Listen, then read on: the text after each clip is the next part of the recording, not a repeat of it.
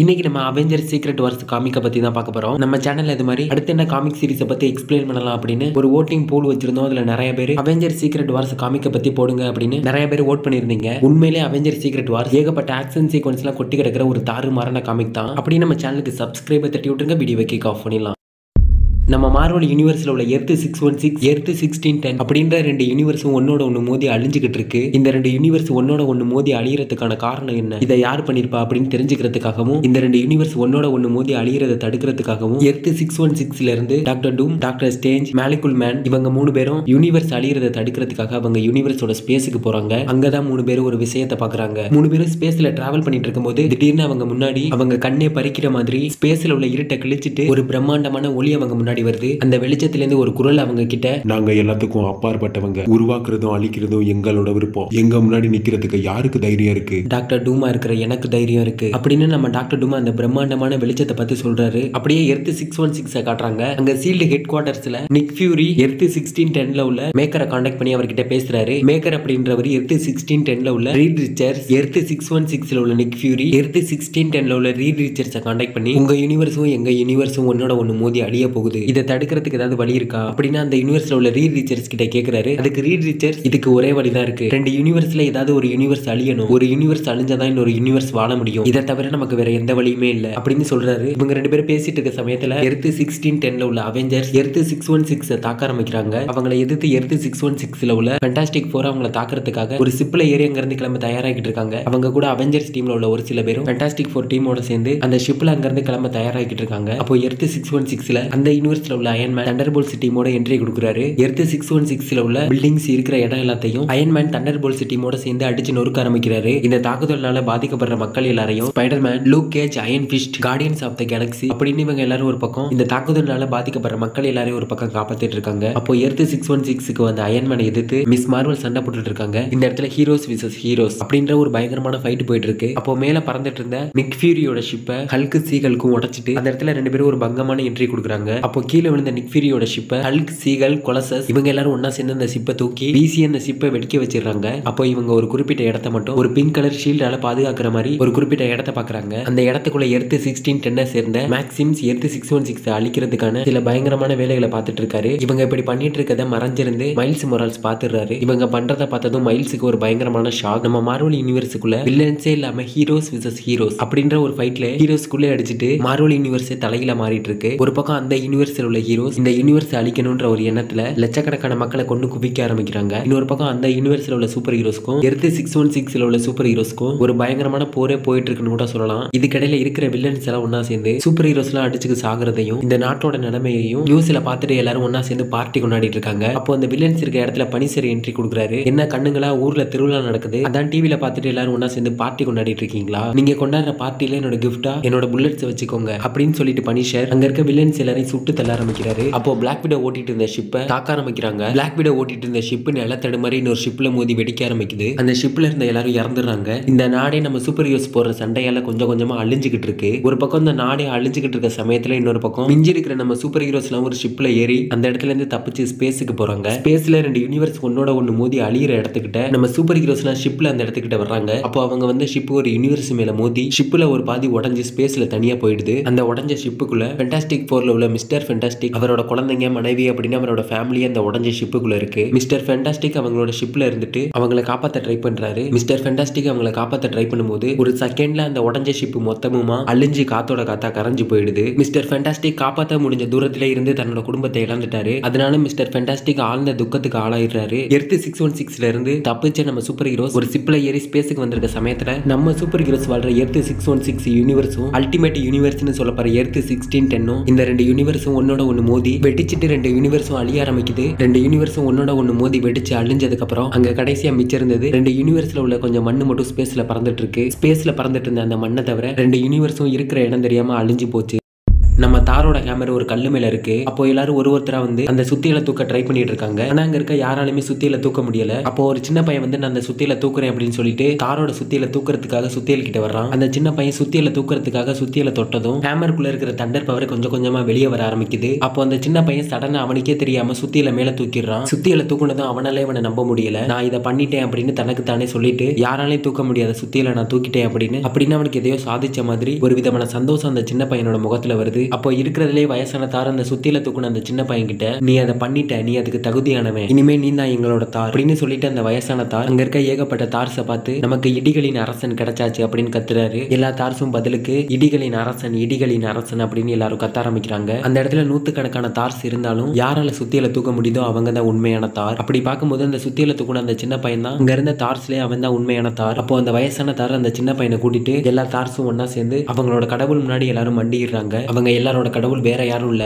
Doctor டூம் தான் அவங்களோட கடவுள். தி கிங்டம் ஆஃப் யூட்டோபோலிஸ்ல அவங்க நாட்டுல ஏதோ விசித்திரமா நடந்த மாதிரி அவங்களுக்கு தெரியறதுனால அவங்க நாட்டுல உள்ள முக்காவாசி இடத்துல ஏதாவது டிஃபரெண்டா நடந்திருக்கா அப்படின்னு அங்க உள்ள ஒரு சில பேர் ஆராய்ச்சி பண்ணிட்டு இருக்காங்க. அப்போ அவங்க நாட்டுல உள்ள ஒரு இடத்துல இது வரைக்கும் பார்த்துட்டாத அந்த இடத்துல ஒரு ஆறை பாக்குறாங்க. அதை பார்த்ததும் அவங்களுக்குள்ளே ஒரு குழப்பம் ஆயிடுச்சு. நம்ம நாட்டுல இந்த இடத்துல இது வரைக்கும் நான் இப்படி ஒரு ஆறை பார்த்ததே இல்லையே, இந்த இடத்துல மட்டும் ஏதோ டிஃபரெண்டா நடக்கிற மாதிரி இருக்கு, இந்த ஆத்துக்குள்ள என்ன இருக்கு அப்படின்னு உள்ள இறங்கி பாத்துருவோம் அப்படின்னு அவங்களுக்குள்ளே பேசிட்டு ஆத்துக்குள்ள இறங்க ஆரம்பிக்கிறாங்க. உள்ள இறங்கினதும் அவங்களால ரிவர்ஸ் கிராவிட்டி அவங்களால உணர முடியுது. அதாவது பூமியோட புவியீர்ப்பு விசை அந்த ஆத்துல மட்டும் தலையில இருக்கிறது அவங்களால உணர முடியுது. அந்த ஆத்துக்குள்ள எல்லாரும் உள்ள மூழ்கி பாக்குறாங்க. மூழ்கின எல்லாரையும் அந்த ஆறு உள்ள இழுத்து ஆத்துக்குள்ளே அவங்க எல்லாரையும் வேற ஒரு உலகத்துல கொண்டு விட்டுடுது. அதுக்கு காரணம் இந்த உலகத்தை இன்னொரு உலகத்தை இணைக்கிற இந்த ஆறு ஒரு ரிவர்ஸ் கிராவிட்டியா செயல்பட்டு இந்த ஆத்துக்குள்ள மூழ்கிறவங்களை ஒரு உலகத்துல இருந்து இன்னொரு உலகத்துக்கு கொண்டு விட்டுடுது. அதுதான் இவங்களுக்கும் நடந்திருக்கு. வேற ஒரு புது உலகத்துக்கு எல்லாரும் வந்திருக்க சமயத்துல இங்க ஏதாவது உயிரினம் இருக்குமா இல்ல மனிதர்கள் யாராவது இங்க இருப்பாங்களா அப்படின்னு அவங்க வந்திருக்க புது உலகத்துல எல்லாரும் தேடி பார்த்துட்டு இருக்காங்க. அப்போ அந்த இடத்துல ஒரு மிகப்பெரிய ஷிப் ஒன்று கிராஷ் ஆகி கிடக்கிறத பாக்குறாங்க. அது எர்த் 616ல இருந்து தப்பிச்ச நம்ம சூப்பர் ஹீரோஸோட ஷிப் தான். அப்போ தாரை காட்டுறாங்க. நல்லதுன்னு ஒண்ணு இருந்தா கெட்டதுன்னு ஒண்ணு கண்டிப்பா இருக்கும். ஊர்ல எல்லாருமே நல்லவனா இருந்தா அந்த ஊர்ல கெட்டவன்னு ஒருத்தன் கண்டிப்பா இருப்பான். அது மாதிரி நம்ம பார்த்த ஏகப்பட்ட தார்ஸ் எல்லாம் வாழ்ற இடத்துல சினிஸ்டர்ன்ற ஒரு கெட்டவன் அவங்க கூட வாழ்ந்துட்டு தான் இருக்கான். அப்போ தார்ஸ் எல்லாம் கடவுளை கும்புற டாக்டர் டூம் முன்னாடி சினிஸ்டர் பண்ண தப்பெல்லாம் சொல்லி டாக்டர் டூம் கிட்ட சினிஸ்டர் பண்ண தப்புக்கெல்லாம் தண்டனை வாங்கி தரலாம் அப்படின்னு புது தாரா மாதிரி இருக்க அந்த சின்ன பையனும் அந்த வயசான தாரும் ஒரு சபை மாதிரி கூட்டி டாக்டர் டூம் முன்னாடி சினிஸ்டரை நிறுத்தி சினிஸ்டர் பண்ண தப்பெல்லாம் சொல்லிட்டு இருக்காங்க. அந்த சபையில டாக்டர் டூம்க்கு கீழே டாக்டர் ஸ்டேஞ்ச், பிரெயின், சூசன் அப்படின்னு இவங்க முன்னாடி டாக்டர் டூம்க்கு கீழே அந்த சபை நடந்துட்டு இருக்கு. அப்போ பிரெயின் சினிஸ்டரை பார்த்து அங்க இருக்க எல்லாத்தையும் இவன் அப்பாவி மக்களை எவ்வளவோ பேரை கொண்டிருக்கான், அது மட்டும் இல்லாம இவன் பல ஊர்களை அழிச்சு அப்பாவி மக்களை கொண்டு குவிச்சுட்டு அந்த இடத்த தனக்கு சொந்தமாக்கி இருக்கான், இது எல்லாத்தையும் இவன் தான் பண்ணா அப்படின்னு என்கிட்ட சாட்சி இருக்கு அப்படின்னு பிரெயின் அங்க இருக்க எல்லார்கிட்டையும் சொல்றாரு. அப்போ சினிஸ்டர் பிரெயினை பார்த்து அவரோட ஒய்ஃபை பத்தி தப்பா பேசிடுறாரு. அவரோட ஒய்ஃபை பத்தி தப்பா பேசினது மட்டும் இல்லாம அவரை சண்டைக்கு கூப்பிடுறாரு. ஹே பிரெயின், உனக்கு என்ன பயமா என் கூட சண்டை போடுறதுக்கு? என்ன பார்த்து இப்படி பயந்துட்டு இருந்தா எதுக்கு இந்த மாதிரி சபைக்கெல்லாம் வந்துட்டு இருக்க? ஒருவேளை நீ என்ன சண்டை போட்டு ஜெயிச்சுட்டா என்கிட்ட இருக்க ராஜ்யம் அப்படின்னு என்கிட்ட இருக்க எல்லாமே உன்கிட்ட கொடுத்துறேன், என்ன சவாலை ஏத்துக்கிறியா? ஆம்பளையா இருந்தா என் கூட நேரம் சண்டை போட வந்திருப்பான் அப்படின்னு சினிஸ்டர் பேசியே பிரெயினோட ஈகோவை டச் பண்றாரு. கோபமான பிரெயின் அவனோட சவாலை ஏத்துக்கிறேன் அப்படின்னு சொல்றாரு. அப்போ அந்த சபையை டாக்டர் டூம்க்கு கீழே இருந்து வழி நடத்துற டாக்டர் ஸ்டேஞ்ச் சவால் விடுறது, அதுல ஒருத்தர் போட்டி ஜெயிக்கிறது அப்படின்றது இங்க காலங்காலமா நடந்துட்டு இருக்கிறதுதான். ஆனா இங்க போட்ட சவால்ல யார் ஜெயிக்க போறேன்னு பாப்போம் அப்படின்னு டாக்டர் ஸ்டேஞ்ச் எல்லாரும் முன்னாடி பேசுறாரு. அப்படியே பிரெயினும் சினிஸ்டரும் எல்லாரும் முன்னாடி நின்று ஒண்டி சண்டை போட ஆரம்பிக்கிறாங்க. ரெண்டு பேரும் ஒரே பவர்ல ஈக்குவலா சண்டை போடணும் அப்படிங்கிறதுக்காக ரெண்டு பேர் கையிலயும் ஒரே மாதிரி வாள் கொடுக்கப்பட்டிருக்கு. ரெண்டு பேரும் ஒருத்தர் சண்டை போட ஆரம்பிக்கிறாங்க. சினிஸ்டர் அவர் கையில வாளை வச்சுட்டு பிரெயினை அடிக்கிறதுக்காக ஓங்கும் போது பிரெயின் அவரோட வாளை வச்சு சினிஸ்டரோட தலையை சீவிடுறாரு. சினிஸ்டரோட தலை அவர் உடம்புல இருந்து தனியா துண்டிக்கப்பட்டு கீழே விழுந்துடுது. சினிஸ்டரை நான் கொன்னுட்டேன் அப்படின்னு பிரெயின் அவர் கையில வச்சிருந்த வாளை ரெண்டு கையால தூக்கிட்டு அங்க இருக்கவங்க கிட்ட நான் சினிஸ்டரை கொன்னுட்டேன் அப்படின்னு கத்துறாரு. அங்க இருக்க மத்த தார்ஸ் எல்லாம் பிரெயின் ஜெயிச்சிட்டாரு, பிரெயின் சண்டையில ஜெயிச்சிட்டாரு அப்படின்னு பிரெயினை பார்த்து கத்த ஆரம்பிக்கிறாங்க. அப்போ தலை துண்டிக்கப்பட்டு முண்டமா கீழே விழுந்து கிடந்த சினிஸ்டர் எழுந்திருக்கிறாரு. ஆனா துண்டிக்கப்பட்ட தலை கீழே தான் கிடக்கு. அவரோட தலை இல்லாத உடல் மட்டும் எழுந்திருக்குது. அதாவது அவரோட தலை இல்லாத முண்டம் எழுந்திருச்சு. பிரெயினை ரெண்டே அடியில அடிச்சு படுக்க போட்டுருது. பிரெயின் அடிபட்டு கீழே விழுந்து கிடக்கிற சமயத்துல சினிஸ்டர் அவரோட துண்டிக்கப்பட்ட தலையை எடுத்து அவர் உடம்போட இணைச்சுக்கிறாரு. அப்படியே சினிஸ்டர் அவர் கையில வச்சிருந்த வாளை வச்சு பிரெயினை அடிக்கிறதுக்காக ஓங்குறாரு. அப்போ அந்த வாள் பிரெயின் மேல படுறதுக்கு முன்னாடி நின்னுடுது. டாக்டர் டூம் தான் அவரோட பவரை யூஸ் பண்ணி சினிஸ்டரோட வாள் பிரெயின் மேல படுறதுக்கு முன்னாடி தடுத்து நிறுத்திருக்காரு. அப்போ எல்லாரும் ஆச்சரியத்தோட டாக்டர் டூமை பாக்குறாங்க. எல்லாரும் மண்டிக்கிடுங்க அப்படின்னு டாக்டர் டூம் சொல்லி முடிக்கல. அடுத்த நொடியே எல்லாரும் மண்டிக்கிட்டு டாக்டர் டூமை வணங்க ஆரம்பிக்கிறாங்க. என்னோட முதுகுக்கு பின்னாடி என்னோட சிம்மாசனத்துக்காக என்னை எதிர்த்து இங்க இருக்காங்க எனக்கே தெரியாம சதி வேலை பார்த்துட்டு இருக்காங்க. அது யாருன்னு நீங்க சொல்றீங்களா இல்ல நானே சொல்லவா? பிரெயின் அப்படின்னு டாக்டர் டூம் பிரெயினோட பேரை சொன்னதும் பிரெயினுக்கு கொலை நடுங்கி போயிடுது. அப்படியே டாக்டர் டூம் கிட்ட இல்ல நான் உங்களை எதிர்த்து எந்த விதமான தவறான செயல்களும் செய்யல, என்ன நம்புங்க டாக்டர் டூம் அப்படின்னு பிரெயின் டாக்டர் டூம் கிட்ட சொல்லிட்டு இருக்கும்போது பிரெயினோட அண்ணன் டாக்டர் டூம் முன்னாடி வந்து நான் தான் அது எல்லாத்தையும் பண்ணேன், உங்களோட எதிரிகள் கிட்ட உங்களை பத்தின செய்திகளை சொன்னது நான் தான் அப்படின்னு பிரெயினோட அண்ணன் டாக்டர் டூம் முன்னாடி வந்து சொல்றாரு. நிறுத்துங்க, உங்களோட குடும்பத்துல எல்லாரையும் தூக்குல போட நான் உத்தரவிடுறேன் அப்படின்னு டாக்டர் டூம் ஆர்டர் போடுறாரு. அப்போ சூசன் டாக்டர் டூம் கிட்ட விக்டர் கொஞ்சம் பொறுமையா இருங்க, ஒருத்தன் பண்ண தப்புக்காக பல அப்பாவிகளை தூக்கல போறது தப்பு இல்ல விக்டர், எதுவுமே பண்ணாத அந்த அப்பாவிகளை பத்தி கொஞ்சம் யோசிச்சு பாருங்க அப்படின்னு சூசன் டாக்டர் டூம் கிட்ட சொன்னதும் டாக்டர் டூம் மனசு மாதிரி அவங்கள மன்னிச்சு விட்டுறாரு. அப்போ பிரெயினோட அண்ணன் டாக்டர் டூம் கிட்ட என்னை மன்னிச்சதுக்கு ரொம்ப நன்றி டாக்டர் டூம் அப்படின்னு சொல்றாரு. மன்னிப்பா? தெரியாம பண்ணதுக்கு தான் மன்னிப்பு, உனக்கெல்லாம் மன்னிப்பே கிடையாது அப்படின்னு சொல்லிட்டு டாக்டர் டூம் அந்த இடத்துல இருந்து கிளம்பிடுறாரு. சபை முடிஞ்சதும் எல்லாரும் அந்த இடத்துல இருந்து கிளம்ப ஆரம்பிக்கிறாங்க. அப்ப சூசன் அங்க இருந்து அவளோட பொண்ணு வள்ளீரியா கிட்ட வள்ளீரியா வா அங்க இருந்து போகலாம் அப்படின்னு சொல்ல, அதுக்கு அவளோட பொண்ணு வள்ளீரியா இல்லம்மா நீங்க போங்க, நான் கொஞ்ச நேரம் ஸ்டிஃப் கிட்ட பேசிட்டு வரேன் அப்படின்னு சூசன் கிட்ட சொல்றா. இந்த இடத்துல ஸ்டிஃப்ன்றது டாக்டர் ஸ்டேஞ்ச் தான். டாக்டர் ஸ்டேஞ்ச் தான் ஸ்டிஃப்னு கூப்பிடுறாங்க அப்படின்னு சூசன் கிட்ட சொல்லிட்டு வள்ளீரியாவும் டாக்டர் ஸ்டேஞ்சும் கேலக்டஸை பார்க்க போயிட்டு இருக்காங்க. 250 அடி உயரமாவும் 11,000 மைல்கள் தூரமா இந்த கல்லணை கட்டப்பட்டிருக்கு அப்படின்னு 2 தார்ஸ் பிரெயினோட அண்ணன் கிட்ட பேசிட்டு அந்த கல்லணை மேல நடந்து வந்துட்டு இருக்காங்க. பொதுவா கல்லணை எதுக்காக கட்டுவாங்க அப்படின்னா ஆத்துல இருந்து வர்ற தண்ணியை தடுத்து சேர்த்து வச்சு தண்ணி இல்லாத காலத்துல பயன்படுத்திப்பாங்க, அதுக்காக தான் கல்லணை கட்டுவாங்க. ஆனா இங்க கட்டிருக்க கல்லணை அதுக்காக கட்டப்படல. இந்த கல்லணை கட்டப்பட்டு இந்த கல்லணைக்குள்ள சேர்த்து வச்சிருக்கிறது தண்ணி இல்ல, இந்த கல்லணைக்குள்ள இருக்கிறது கொடூரமான மிருகங்களும் ராட்சச உயிரினங்களும், இது எல்லாம் தான் இதுக்குள்ள இருக்கு. இந்த கல்லணையோட ஒவ்வொரு செங்கலும் டாக்டர் டூம் அவரோட கையாலே கட்டினது. டாக்டர் டூம் நீங்க பண்ண தப்புக்காக உங்களை மன்னிக்கல, அதே சமயம் உங்களை கொல்லவும் இல்ல, வாழ்றதும் சாகிறது உங்க கையில தான் இருக்கு. டாக்டர் டூம்க்கு நீங்க பண்ண தப்புனால அவர் உங்களுக்கு தண்டனை கொடுத்திருக்காரு. கல்லணைக்குள்ள இறங்கி அங்க இருக்க கொடூரமான மிருகங்கள் கூட சண்டை போட்டு ஜெயிச்சு வெளியே உயிரோட வாங்க, அப்படி இல்லைன்னா அங்க இருக்க கொடூரமான மிருகங்கள் கூட சண்டை போட்டு அங்கேயே செத்து போங்க, இதுதான் டாக்டர் டூம் உங்களுக்கு கொடுக்கப்பட்ட தண்டனை அப்படின்னு தார்ஸ் பிரெயினோட அண்ணன் கிட்ட சொல்லிட்டு கொடூரமான மிருகங்களை எதிர்த்து சண்டை போறதுக்காக அவர்கிட்ட ஆயுதங்களும் சூட்டும் கொடுக்குறாங்க. அவர் அந்த சூட்டை போட்டுட்டு ஆயுதங்களை எடுத்துட்டு கல்லணைக்குள்ள குதிக்க தயாராகிறாரு. அப்போ அங்க இருந்த தார் அவர்கிட்ட நான் உங்களை என்னோட சின்ன வயசுல இருந்து பாத்திருக்கேன், நான் உங்களை பார்த்து தான் வளர்ந்தேன், நீங்க வீரமானவர் அப்படின்னு அங்க இருந்த தார் பிரெயினோட அண்ணன் கிட்ட சொல்ல நான் வீரமானவன் தான், ஆனா வீழ்ச்சி அடைகிறவன் இல்ல அப்படின்னு ஒரு வீர வசனத்தை சொல்லிட்டு சூட்டை போட்டுட்டு கையில ஆயுதத்தை எடுத்துட்டு அந்த கல்லணைக்குள்ள குதிக்கிறாரு. உள்ள குதிச்சதும் அந்த இடமே இருட்டா இருக்கிறத பாக்குறாரு. கையில ஆயுதத்தை வச்சுட்டு எது வந்தாலும் வெட்டி வீசிடலாம் அப்படின்னு கையில ஆயுதத்தை வச்சுட்டு காத்துட்டு இருக்கும் போது அந்த இடம் முழுக்க இருட்டா இருக்கிற சமயத்துல அந்த இருட்டுக்குள்ள இருந்து ஒரு சத்தம், உணவு இங்க பாருங்க, அவனோட கை கால் உடம்பு தலை அப்படி எல்லாமே எடுத்துக்கோங்க, ஆனா அவனோட மூளை மட்டும் எனக்கு தான் வேணும் அப்படின்னு சொல்லிட்டு அவர் முன்னாடி வெனம் வந்து நிக்குது. அவருக்கு என்ன பண்றதுன்னு தெரியாம கையில வச்சிருந்த ஆயுதத்தை வச்சு வெனம ஒரே வெட்ட வெட்டிடுறாரு. அப்படியே டாக்டர் ஸ்டேஞ்சை காட்டுறாங்க. டாக்டர் ஸ்டேஞ்ச் அங்க இருந்த ஏகப்பட்ட தார்ஸ்ல ஒரு தாரை கூப்பிட்டு இது மாதிரி நம்ம நாட்டுக்கு வெளியே யாரோ புதுசா வந்திருக்க மாதிரி எனக்கு தெரியுது, நீ அந்த இடத்துக்கு போய் அங்க என்ன நடக்குது அப்படின்னு பார்த்துட்டு எனக்கு சொல்லு அப்படின்னு டாக்டர் ஸ்டேஞ்ச் அந்த தார்கிட்ட சொல்றாரு. அந்த வயசான தாருன்னு ஒரு தாரை கூட்டிட்டு கூலிக்காக சொல்ற வேலையை செய்யற அவங்க ஊரை சேர்ந்த ஏலியன் மாதிரி இருக்கிற ஒருத்தரையும் அவங்க கூட கூட்டிட்டு போறாங்க. 3 பேரும் அந்த இடத்துல போய் பார்க்க அந்த இடத்துல ஒரு மிகப்பெரிய ஷிப்பு மாதிரி ஒண்ணு பாக்குறாங்க. அந்த ஷிப்பை பார்த்துட்டு 2 தாரும் இது என்னவா இருக்கும், இது ஒரு ஷிப்பு மாதிரி தான் தெரியுது, இது மூலமா வேற கிரகத்துல இருந்து யாராவது நம்ம கிரகத்துக்கு எதுவும் வந்திருப்பாங்களா, இதை உடனே நம்ம டாக்டர் ஸ்டேஞ்ச் கிட்ட சொல்லணும் அப்படின்னு 2 தாரும் அவங்களுக்குள்ள பேசிட்டு இருக்கும்போது அவங்க கூட கூட்டிட்டு வந்த ஏலியன் மாதிரி உள்ள ஒருத்தர் அது மேல போய் கை வச்சிடுறாரு. அப்போ அந்த இடத்துல ஒரு மிகப்பெரிய பிளாஸ்டே வந்து அவங்களை தூக்கி வீசிடுது. அப்போ அங்க இருந்த ஷிப்போட டோர் கொஞ்சம் கொஞ்சமா திறக்க ஆரம்பிக்குது. அந்த ஷிப்போட டோர் திறந்ததும் அந்த ஷிப்புக்குள்ள யார் இருக்கு அப்படின்னு அங்க இருந்த தார்ஸ் ஓபன் ஆன அந்த ஷிப்போட டோரை எட்டி பாக்குறாங்க. ஷிப்புக்குள்ள யார் இருக்கு அப்படின்னு பார்த்ததும் அங்க இருக்கவங்களுக்கு ஒரு மிகப்பெரிய ஷாக். இங்க இருந்து ஓடுங்க, சீக்கிரம் இங்க இருந்து ஓடுங்க, டாக்டர் ஸ்டேஞ்ச் கிட்ட போய் மரணம் நம்மளை நோக்கி வந்துகிட்டு இருக்குன்னு அவர்கிட்ட சீக்கிரம் போய் சொல்லுங்க, மரணம் நம்மளை நோக்கி அப்படின்னு அங்க இருந்த தார் சொல்லிட்டு இருக்கும்போது அந்த ஷிப்புக்குள்ள இருந்து ஒரு வால் வந்து அவர் உடம்போட ஒரு பக்கமா குத்தி உடம்புல இன்னொரு பக்கமா அந்த பாதி வால் வெளியே வந்துடுது. அப்போ அந்த ஷிப்புக்குள்ள இருந்து தானோஸ் இறங்கி வராரு. தானோஸ் அந்த ஷிப்ல இருந்து இறங்கி வரது மட்டும் இல்லாம அவர் கூட நேமோர், டெராக்ஸ், மேக்கர், மேக்சிமஸ் அப்படின்னு அவரோட அடியாளுகளும் அந்த ஷிப்ல இருந்து இறங்கி வந்துட்டு இருக்காங்க. அங்க இருந்த 2 தார்ஸ்ல ஒரு தார் எப்படியோ அங்க இருந்து தப்பிச்சு போயிடுறாரு. அவங்க 3ஆவதா கூட்டிட்டு வந்த ஏலியன் மாதிரி உள்ள ஒருத்தரை மட்டும் தானோஸ் பிடிச்சிடுறாரு. அவர் கழுத்தை பிடிச்சி மேல தூக்கி தானோஸ் அவர்கிட்ட இது என்ன இடம் அப்படின்னு அவர்கிட்ட கேட்கிறாரு. அதுக்கு அவர் பயந்துகிட்டே தானோஸ் கிட்ட இது டாக்டர் டூம் உருவாக்குன இடம், அவர் தான் எங்களுக்கு கடவுள், அவர் தான் எங்களுக்கு எல்லாமே அப்படின்னு அவர் தானோஸ் கிட்ட சொல்ல அதுக்கு தானோஸ் கடவுளா? டாக்டர் டூமோட விசுவாசிங்க அவரை கடவுள்னு கூப்பிடுறீங்க, அவரை பத்தி தெரிஞ்சவங்க தெரியாதவங்க அவரை டாக்டர் டூம்னு தான் கூப்பிடுறீங்க, ஆனா நாங்க என்னன்னு கூப்பிடுறது அப்படின்னு தானோஸ் அவர்கிட்ட கேட்கிறாரு. அப்படியே டாக்டர் டூமை காட்டுறாங்க. டாக்டர் டூமும் சூசனும் பேசிட்டு இருக்காங்க. அப்ப சூசன் டாக்டர் டூம் கிட்ட ஹியூமன் டார்ச் அவரை நினைச்சு எனக்கு ரொம்ப வருத்தமா இருக்கு அப்படின்னு சொல்றாங்க. ஹியூமன் டார்ச் அவருக்கு என்னாச்சு அப்படின்னா ஹியூமன் டார்ச் நம்ம டாக்டர் டூமை எதிர்த்து செயல்பட்டதுனால நம்ம டாக்டர் டூம் ஹியூமன் டார்ச்சை அவங்க பிளானட்டோட டார்ச்சாவே மாத்திருவாரு. அதாவது அவங்க பிளானட்டோட ஒரு சூரியனா ஹியூமன் டார்ச்சை நம்ம டாக்டர் டூம் மாத்திருவாரு.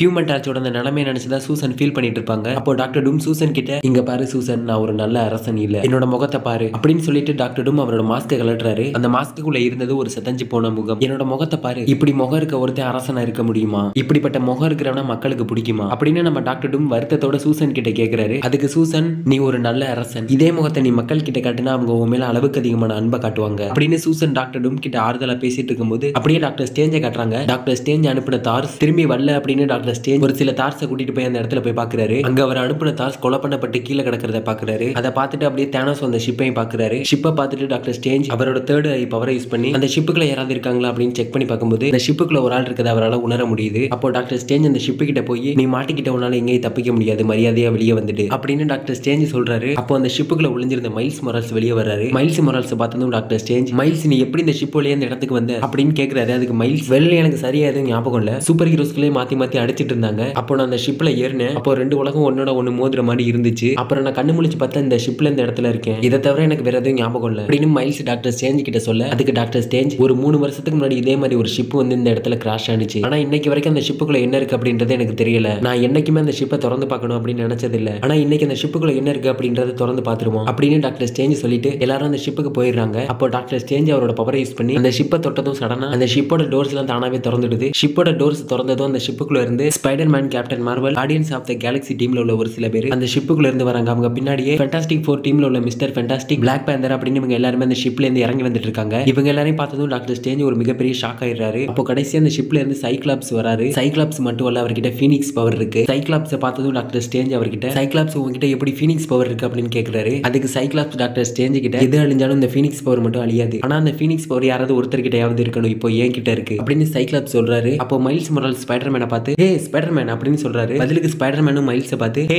மைல்ஸ் நீ எப்படி இங்க வந்த அப்படின்னு சொல்லி ரெண்டு பேரும் பேசிட்டு இருக்காங்க. அப்போ கேப்டன் மார்வல் டாக்டர் ஸ்டேஞ்சை பார்த்து நீங்க எதுக்காக இவ்வளவு நாள் அந்த ஷிப்பை ஓபன் பண்ண வரல, நாங்க எவ்வளவு நாள் அந்த ஷிப்புக்குள்ள அடப்பட்டு கிடக்கிறோம் அப்படின்னு கேப்டன் மார்வல் டாக்டர் ஸ்டேஞ்ச் கிட்ட கேக்குறாங்க. அதுக்கு நம்ம டாக்டர் ஸ்டேஞ்ச் 8 வருஷத்துக்கு முன்னாடியே நம்மளோட உலகம் அழிஞ்சிடுச்சு, இப்போ நம்ம இருக்கிறது டாக்டர் டூம் உருவாக்குன அவருக்கு கீழே இருக்கிற அவரோட உலகம். நீங்க இந்த ஷிப்ல இந்த இடத்துல வந்து விழுந்து கிட்டத்தட்ட 3 வருஷம் ஆயிடுச்சு. என்னது 3 வருஷத்துக்கு மேல ஆயிடுச்சா? 3 வருஷமா நாங்க அந்த ஷிப்புக்குள்ளேவா இருந்தோம் அப்படின்னு அந்த ஷிப்புக்குள்ள இருந்து வந்து நம்ம சூப்பர் ஹீரோஸ் எல்லாரும் ஷாக் ஆயிடுறாங்க. அப்படியே தேனோஸை காட்டுறாங்க. தேனோஸும் அவருக்கு கீழே இருக்கிற அடியாளுங்களும் கிங்டம் ஆஃப் யூட்டோபோலிஸ்ல உள்ள ஒரு இடத்துல எல்லாரும் ஒண்ணா உட்கார்ந்து பேசிட்டு இருக்காங்க. அப்போ பிராக்சிமஸ் தேனோஸ் கிட்ட நம்ம 2 பேரை தான் கொண்டிருக்கோம், இனிமே இந்த இடத்துல யாரை தேடி போய் யாரை கொல்ல போறோம் அப்படின்னு பிராக்சிமஸ் தேனோஸ் கிட்ட கேட்க அதுக்கு தேனோஸ் நம்ம யாரையும் தேடி போக போறது இல்ல, அவங்களே நம்மளை தேடி வருவாங்க அப்படின்னு தேனோஸ் சொல்லி முடிக்கல. அவங்க இருக்கிற இடத்துக்கு மேல இருந்து நூத்துக்கணக்கான தார்ஸ் எல்லார் கையிலும் சுத்தியலோட அந்த இடத்துக்கு வர்றாங்க. நூத்துக்கணக்கான தார்ஸ் கையில சுத்தியலோட தேனோஸ் இருக்கிற இடத்துக்கு வந்திருக்க சமயத்துல அந்த இடத்துல தேனோஸ்க்கும் அங்க வந்து ஏகப்பட்ட தார்ஸ்க்கும் ஒரு மிகப்பெரிய போரே நடந்துட்டு இருக்குன்னு கூட சொல்லலாம். தேனோஸ் ஒரே சமயத்துல அவரோட பலத்தை யூஸ் பண்ணி அங்க வந்து தார்ஸ் எல்லாம் போட்டு புரட்டி எடுக்க ஆரம்பிக்கிறாரு. அப்போ டாக்டர் ஸ்டேஞ்சை காட்டுறாங்க. டாக்டர் ஸ்டேஞ்ச் இப்போதைக்கு எர்த் 616ல இருந்து உயிரோட தப்பிச்சிருக்க நம்ம சூப்பர் ஹீரோஸ் கிட்ட நம்மளோட உலகம் மாதிரி இந்த உலகம் கிடையாது, நம்மளோட உலகத்துல எல்லாருக்கும் மேல ஒண்ணு இருக்கும், அதுதான் விதி. விதிப்படி தான் நம்ம எல்லாரும் நடந்துட்டு இருந்தோம். ஆனா இங்க அப்படி இல்ல, எங்க விதியே டாக்டர் டூம் தான். டாக்டர் டூம் எதிர்த்து நம்மளால ஒண்ணும் பண்ண முடியாது. 2 யூனிவர்ஸ் ஒன்னோட ஒண்ணு மோதி அழியிற நிலைமையில இருக்கும்போது நாங்க ஸ்பேஸுக்கு போனோம். நாங்க ஸ்பேஸ்ல ஒரு மிகப்பெரிய சக்தியை பார்த்தோம். அந்த சக்தியை எதிர்த்து நிக்க எங்க கிட்ட எந்த தைரியமும் இல்ல. ஆனா அந்த தைரியம் டாக்டர் டூம் கிட்ட இருந்துச்சு. டாக்டர் டூம் அந்த மிகப்பெரிய சக்தியை எதிர்த்து நின்னாரு. அதுக்கப்புறம் டாக்டர் டூம் இந்த உலகத்தை உருவாக்குனாரு. அந்த உலகத்து மேல இப்ப நம்ம எல்லாரும் உயிரோட நின்னுகிட்டு இருக்கோம் அப்படின்னு டாக்டர் ஸ்டேஞ்ச் நம்ம சூப்பர் ஹீரோஸ் கிட்ட சொல்லிட்டு இருக்கும்போது அங்க இருந்த ஒரு தாரோட கையில இருந்த சுத்தியல் மத்த தார்ஸ் எல்லாம் ஆபத்தான நிலைமையில இருக்காங்க அப்படின்னு அவர் கையில இருந்த சுத்தியல் ஒளிர ஆரம்பிக்குது. அப்போ கிங்டம் ஆஃப் யூட்டோபோலிஸை காட்டுறாங்க. தேனோஸ்க்கும் அங்க வந்து ஏகப்பட்ட தார்ஸ்க்கும் ஏற்பட்ட சண்டையில தேனோஸ் எதிர்த்து அங்க இருந்த ஏகப்பட்ட தார்ஸ் எல்லாம் ஒண்ணுமே பண்ண முடியல. அப்போ அங்க இருந்த ஒரு பன்றி உருவத்துல இருந்த தார் அவங்களோட கடவுள் கிட்ட ப்ரே பண்றாரு. அவங்களோட கடவுள் டாக்டர் டூம் கிட்ட ப்ரே பண்றாரு. டாக்டர் டூம் கிட்ட ப்ரே பண்ணதும் அந்த பன்றி உருவத்துல இருந்த தாரோட ஆன்மா டாக்டர் டூம் முன்னாடி வந்து அவர்கிட்ட அங்க நடக்கிற எல்லாத்தையும் சொல்ல ஆரம்பிக்குது. அது எல்லாத்தையும் கேட்டதும் டாக்டர் டூம் உடனடியா அங்க இருந்து கிளம்பி சண்டை நடக்கிற இடத்துக்கு வந்துடுறாரு. அங்க தேனோஸ் விசஸ் தார் சண்டை போட்டுட்டு இருக்கிறது மட்டும் இல்லாம இந்த இடத்துல டாக்டர் ஸ்டேஞ்ச் அவர் கூட இருந்த சூப்பர் ஹீரோஸை கூட்டிட்டு வந்து அவரும் ஒரு பக்கம் தேனோஸ் எதிர்த்து சண்டை போட்டுட்டு இருக்காரு. அங்க வந்ததும் டாக்டர் டூம் அங்க நடக்கிற சண்டை எல்லாத்தையும் பாக்குறாரு. அங்க நடக்கிற சண்டை எல்லாத்தையும் பார்த்ததும்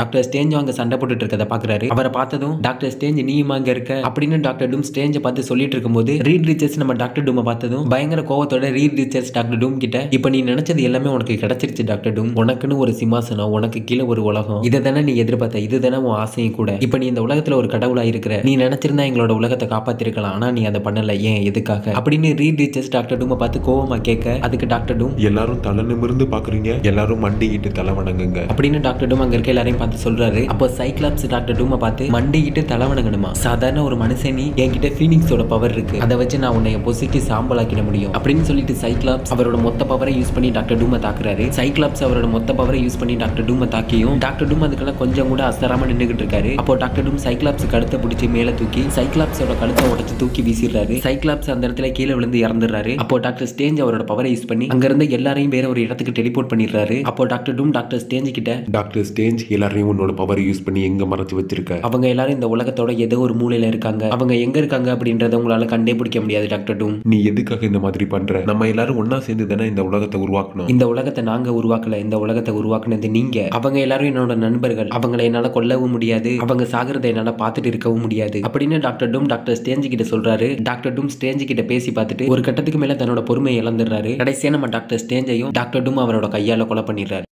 டாக்டர் டூம் டாக்டர் ஸ்ட்ரேஞ்சை அவரோட கையால கொலை பண்ணதுக்கு அப்புறம் அந்த இடத்துல வாழ்ற மக்கள் தார்ஸ் அப்படின்னு எல்லார்கிட்டையும் தானோஸ் தான் டாக்டர் ஸ்ட்ரேஞ்சை கொலை பண்ணிட்டான். டாக்டர் ஸ்ட்ரேஞ்சை கொலை பண்ணதுக்கு அப்புறம் தானோஸ் அங்க இருந்து எப்படியோ தப்பிச்சு ஓடிட்டான் அப்படின்னு டாக்டர் டூம் அங்க இருக்க எல்லார்ட்டையும் சொல்லிடுறாரு. டாக்டர் டூம் சொல்றத அந்த இடத்துல இருக்க எல்லாருமே நம்பிடுறாங்க. டாக்டர் டூம் சொன்னதை நம்புறது மட்டும் இல்லாம அங்க டாக்டர் ஸ்ட்ரேஞ்சுக்கு ஒரு சிலை செஞ்சு டாக்டர் ஸ்ட்ரேஞ்சுக்காக அந்த சிலைக்கு இறுதி சடங்கும் பண்ண ஆரம்பிக்கிறாங்க. அங்க இருக்க எல்லாரும் ஒன்னா சேர்ந்து டாக்டர் ஸ்ட்ரேஞ்சோட சிலைக்கு மாலைகள் மலர் வளையங்கள்லாம் போட்டு அவருக்கு இறுதி சடங்கு பண்ண ஆரம்பிக்கிறாங்க. இறுதி சடங்குலாம் முடிஞ்ச அப்புறம் இரவு நேரத்தில் டாக்டர் டூம் மட்டும் அந்த சிலை கிட்ட நின்றுட்டு இருக்காரு. அப்போ அந்த சிலைக்கு கீழே சூசன் உட்கார்ந்திருக்கத பாக்குறாரு. டாக்டர் டூம் சூசன் கிட்ட போய் இந்த நேரத்துல இங்க ஏன் உட்கார்ந்திருக்க அப்படின்னு கேட்க அதுக்கு சூசன் டாக்டர் ஸ்ட்ரேஞ்ச் நம்ம கூட இருந்த ஒருத்தர், அவர் நல்லவரும் கூட, அவரை கொன்னவங்க ஏதோ ஒரு இடத்துல சந்தோஷமா இருக்கும்போது நம்ம கூட இருந்த ஒருத்தரை இழந்துட்டு நம்மளால எப்படி சந்தோஷமா இருக்க முடியும் அப்படின்னு சூசன் அவங்க கூட இருந்த டாக்டர் ஸ்ட்ரேஞ்சை இழந்துட்டோமே அப்படின்ற ஒரு வருத்தத்துல சூசன் டாக்டர் டூம் கிட்ட சொல்ல அதுக்கு டாக்டர் டூம் டாக்டர் ஸ்ட்ரேஞ்சை இழந்ததுல எனக்கு வருத்தமா தான் இருக்கு, அப்போ என்னோட சூழ்நிலை என்ன தடுத்துருச்சு, இல்லனா நான் டாக்டர் ஸ்ட்ரேஞ்சை காப்பாத்திருப்பேன், டாக்டர் ஸ்ட்ரேஞ்சை கொண்டதுக்காக நம்ம அவங்களை கண்டிப்பா பழி வாங்குவோம், நீ ஒண்ணு கவலைப்படாத, அவங்க எங்க இருந்தாலும் அவங்களை தேடி கண்டுபிடிச்சிடலாம் அப்படின்னு டாக்டர் டூம் சூசன் கிட்ட சொல்ல சூசன் சரின்னு சொல்லிட்டு அந்த இடத்துல இருந்து கிளம்பிடுறாங்க. சூசன் போனதுக்கு அப்புறம் டாக்டர் டூம் டாக்டர் ஸ்ட்ரேஞ்சோட சிலையை பார்த்து ஸ்ட்ரேஞ்ச் இங்க நடக்கிற எல்லாத்துக்கும் நீ தான் காரணம், நான் சொல்லியிருந்தது அப்பவே கேட்டிருந்தா இது மாதிரி எந்த பிரச்சனையுமே வந்திருக்காது, இங்க நடக்கிற எல்லாத்துக்குமே நீ தான் காரணம் ஸ்டீஃபன் அப்படின்னு டாக்டர் டூம் டாக்டர் ஸ்ட்ரேஞ்சோட சிலையை பார்த்து அவரை திட்டிக்கிட்டே அந்த சிலையோட காலு கிட்ட வராரு. அப்போ அந்த சிலையோட காலுக்கு கீழே ஒரு விதமான வெளிச்சம் வருது. அதுல இருந்து ஒரு போர்ட்டல் ஓபன் ஆகுது. அந்த போர்ட்டலுக்குள்ள நம்ம டாக்டர் டூம் நடந்து போக ஆரம்பிக்கிறாரு. அந்த போர்ட்டலுக்குள்ள நம்ம டாக்டர் டூம் நடந்து போக போக அப்போ ஒரு வாய்ஸ் அவருக்கு கேக்குது, ஹே டாக்டர் டூம் சாப்பிட ஏதாவது கொண்டு வந்திருக்கியா அப்படின்னு ஒரு வாய்ஸ் அவர்கிட்ட கேட்காதுக்கு டாக்டர் டூம் நான் சாப்பிடறதுக்கு நான் எதுவும் கொண்டு வரல, ஒரு கெட்ட செய்தி ஒன்று கொண்டு வந்திருக்கேன். என்னது அது? டாக்டர் ஸ்ட்ரேஞ்ச் இறந்துட்டான். டாக்டர் ஸ்ட்ரேஞ்ச் இறந்து போயிட்டானா அப்படின்னு மேலிகுல் மேன் சிரிச்சுக்கிட்டே டாக்டர் டூம் கிட்ட கேக்குறாரு. அப்படியே அந்த இடத்துல ஒரு பேக் ஸ்டோரி சொல்றாங்க. எர்த் 616 எர்த் 1610 ரெண்டு யூனிவர்ஸும் ஒன்னோட ஒண்ணு மோதி அழியிற சமயத்துல இருக்கும்போது டாக்டர் டூம் மேலிகுல் மேன் டாக்டர் ஸ்ட்ரேஞ்ச் இவங்க மூணு பேரும் அப்போ ஸ்பேஸுக்கு போவாங்க. அப்போ இவங்க ஸ்பேஸ்ல பறந்துட்டு இருக்கும்போது ஸ்பேஸ்ல உள்ள இருட்டை கிழிச்சிட்டு ஒரு பிரம்மாண்டமான ஒளி அவங்க முன்னாடி வருது. அந்த ஒளியில இருந்து பியாண்டர்ஸ் வர ஆரம்பிக்கிறாங்க. யார் இந்த பியாண்டர்ஸ் அப்படின்னா ஸ்பேஸ்ல நடக்கிற யதார்த்தத்தை இவங்களால கண்ட்ரோல் பண்ண முடியும். இந்த பியாண்டர்ஸ் எல்லாருமே மல்டிவர்ஸ் லெவல்ல இருப்பாங்க. ரெண்டு யூனிவர்ஸ் ஒன்னோட ஒண்ணு மோதி அழியும் போது இது யதார்த்தமா தான் நடக்கப்படுது. இதை தடுக்கிறதுக்காக ஸ்பேஸுக்கு போன டாக்டர் டூம் டாக்டர் ஸ்ட்ரேஞ்ச் மேலிகுல் மேன் நடக்க போற யதார்த்தத்தை தடுக்க முயற்சிக்கிறாங்க. அதனால அவங்க முன்னாடி இந்த பியாண்டர்ஸ் வர ஆரம்பிக்கிறாங்க. அவங்க முன்னாடி வந்த பியாண்டர்ஸ் டாக்டர் டூம் மேலிகுல் மேன் இவங்க எல்லாரும் சேர்ந்து அந்த பியாண்டர்ஸ் அழிச்சிடுறாங்க. அழிச்சது மட்டும் இல்லாம அவங்களோட சக்தியையும் அவங்க கிட்ட இருந்து எடுத்துக்கிறாங்க. பியாண்டர்ஸோட சக்தியை டாக்டர் டூமால முழுவதுமா கண்ட்ரோல் பண்ண முடியல. அதனால அவங்களோட சக்தியை மேலிகுல் மேன் எடுத்துக்கிறாரு. அதுக்கப்புறம் தான் இவங்க இப்ப இருக்கிற உலகம் இவங்களால உருவாக்கப்பட்டது. அப்படியே டாக்டர் டூமை மேலிகுல் மேனை காட்டுறாங்க. அப்போ மேலிகுல் மேன் டாக்டர் டூம் கிட்ட டாக்டர் ஸ்ட்ரேஞ்ச் நீ தானே கொண்டு அப்படின்ற மாதிரி கேட்கிறாரு. அதுக்கு டாக்டர் டூம் டாக்டர் ஸ்ட்ரேஞ்ச் அவன் பண்ண தப்பால தான் இறந்து போயிட்டான் அப்படின்னு சொல்றாரு. டாக்டர் ஸ்ட்ரேஞ்ச் நீ தானே கொலை பண்ண டூம், எனக்கு தெரியும் நீ பொய் சொல்லாத அப்படின்னு மேலிகுல் மேன் கேட்க அடுத்து சாக போறது நீ யாருந்தா என்ன பண்ணுவ, உன்னாலனா என்னை கொலை பண்ண முடியாது டாக்டர் டூம், நீ எல்லாம் என்னை கொல்லவும் மாட்ட அப்படின்னு மேலிகுல் மேன் சொல்லிட்டு இருக்கும்போது டாக்டர் டூம் அப்படியே அந்த இடத்துல இருந்து கிளம்பிடுறாரு. அப்போ சூசனோட பொண்ணு வல்லீரியா அவங்களுக்கு தெரிஞ்சவங்க எல்லாம் கூப்பிட்டு வல்லீரியா இது மாதிரி அவங்க கிட்ட டாக்டர் ஸ்ட்ரேஞ்சை யாரோ கொலை பண்ணிட்டாங்க, அவரை கொலை பண்ணது யாரு, அவங்க எங்க இருக்காங்க அப்படின்றத நம்ம எல்லாரும் ஒன்னா சேர்ந்து அவங்களை கண்டுபிடிக்கணும், டாக்டர் ஸ்ட்ரேஞ்சுக்காக வந்து அவங்களை நம்ம கண்டுபிடிச்சே ஆகணும் அப்படின்னு வல்லீரியா எல்லார்கிட்டே சொல்லிட்டு இருக்கும்போது நம்ம தானோஸ் இருந்துட்டு ஒரு புதுவிதமான இடத்தை கண்டுபிடிச்சிருக்காரு. அதை பார்த்துட்டு தானோஸ் இங்க இருந்த எல்லாரும் எங்க போனாங்க, இவங்க எல்லாருக்கும் என்னதான் தேவைப்படுது அதை நான் தெரிஞ்சுக்க விரும்புறேன் அப்படின்னு தானோஸ் வந்திருக்க புது இடத்தை பார்த்துட்டு சொல்லிட்டு இருக்காரு.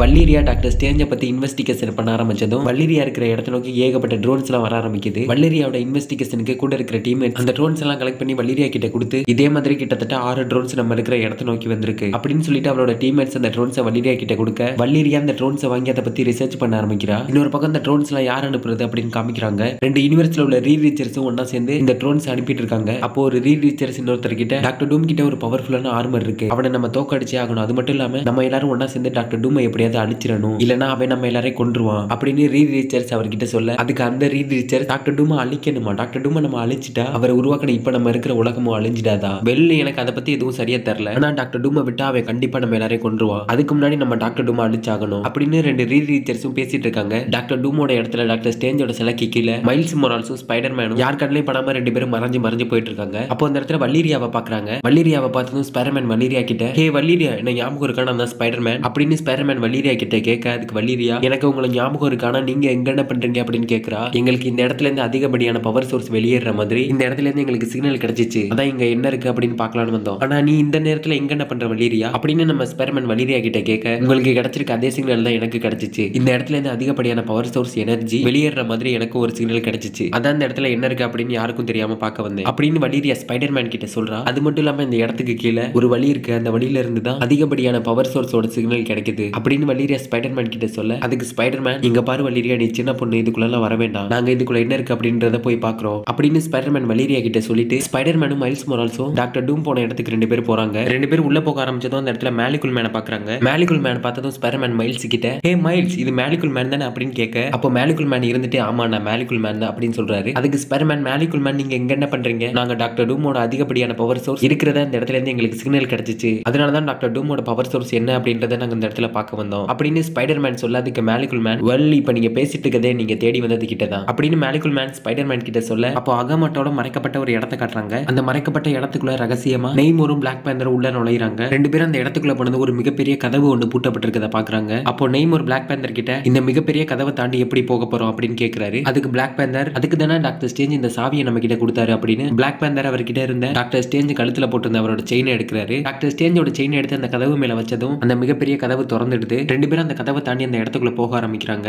இந்த இடத்துக்கு நான் உங்களை வரவேற்கிறேன், இந்த இடத்துக்கு நீங்க வந்திருக்கீங்க அப்படின்னா ஒண்ணு நானா யார்கிட்டயாவது இந்த இடத்துக்கான வழியை சொல்லியிருக்கணும், இல்லனா நான் சாகறதுக்கு முன்னாடி கடைசி அந்த இடத்துக்கான வழியை யார்கிட்டயாவது சொல்லியிருக்கணும், இந்த இடத்துக்குள்ள வர்றதுக்கான ரகசியத்தை சொல்லுங்க அப்படின்னு டாக்டர் ஸ்டேஞ்ச் கேட்க அதுக்கு நம்ம பிளாக் பேந்தர் இலுமினாட்டஸ் அப்படின்னு சொல்றாரு. இந்த இடத்துக்குள்ள வர்றதுக்கான ரகசியத்தை சொல்லிட்டீங்க, இப்ப நான் உங்ககிட்ட ஒரு முக்கியமான விஷயம் சொல்ல போறேன். இந்த உலகத்தை உருவாக்குனது டாக்டர் டூம், டாக்டர் டூம் கூட நானும் இருந்திருக்கேன், இது உண்மைதான். இப்ப நான் உங்ககிட்ட 2 முக்கியமான விஷயத்தை கொடுக்க போறேன், அதை வச்சு நீங்க இந்த உலகத்துல விதியவே மாத்த முடியும் அப்படின்னு டாக்டர் ஸ்டேஞ்ச் சொல்லிட்டு இருக்கும்போது அவங்க 2 பேரும் முன்னாடி திடீர்னு 2 பாக்ஸ் வருது. நெய்மோர் ஒரு பாக்ஸ் திறக்கிறாரு, அதுக்குள்ள ஒரு ஜெம் எடுக்கிறாரு. இந்த ஜெம்மை வச்சு நீங்க எந்த இடத்துக்கும் பயணிக்கலாம், நீங்க நினைக்கிற இடத்துக்கு உங்களால போக முடியும் அப்படின்னு டாக்டர் ஸ்டேஞ்ச் சொல்லிட்டு இருக்கும்போது பிளாக் பேந்தரின் ஒரு பாக்ஸ் ஓபன் பண்ணி அதுல இருந்து இன்ஃபினிட்டி கார்ட்லெட் எடுத்து அவரோட கையில போட்டுக்கிறாரு. நீங்க மட்டும் சரியா யோசிச்சு செயல்பட்டீங்கன்னா அந்த கடவுளையும் உங்களால கொல்ல முடியும் அப்படின்னு டாக்டர் ஸ்டேஞ்ச் சொல்றாரு.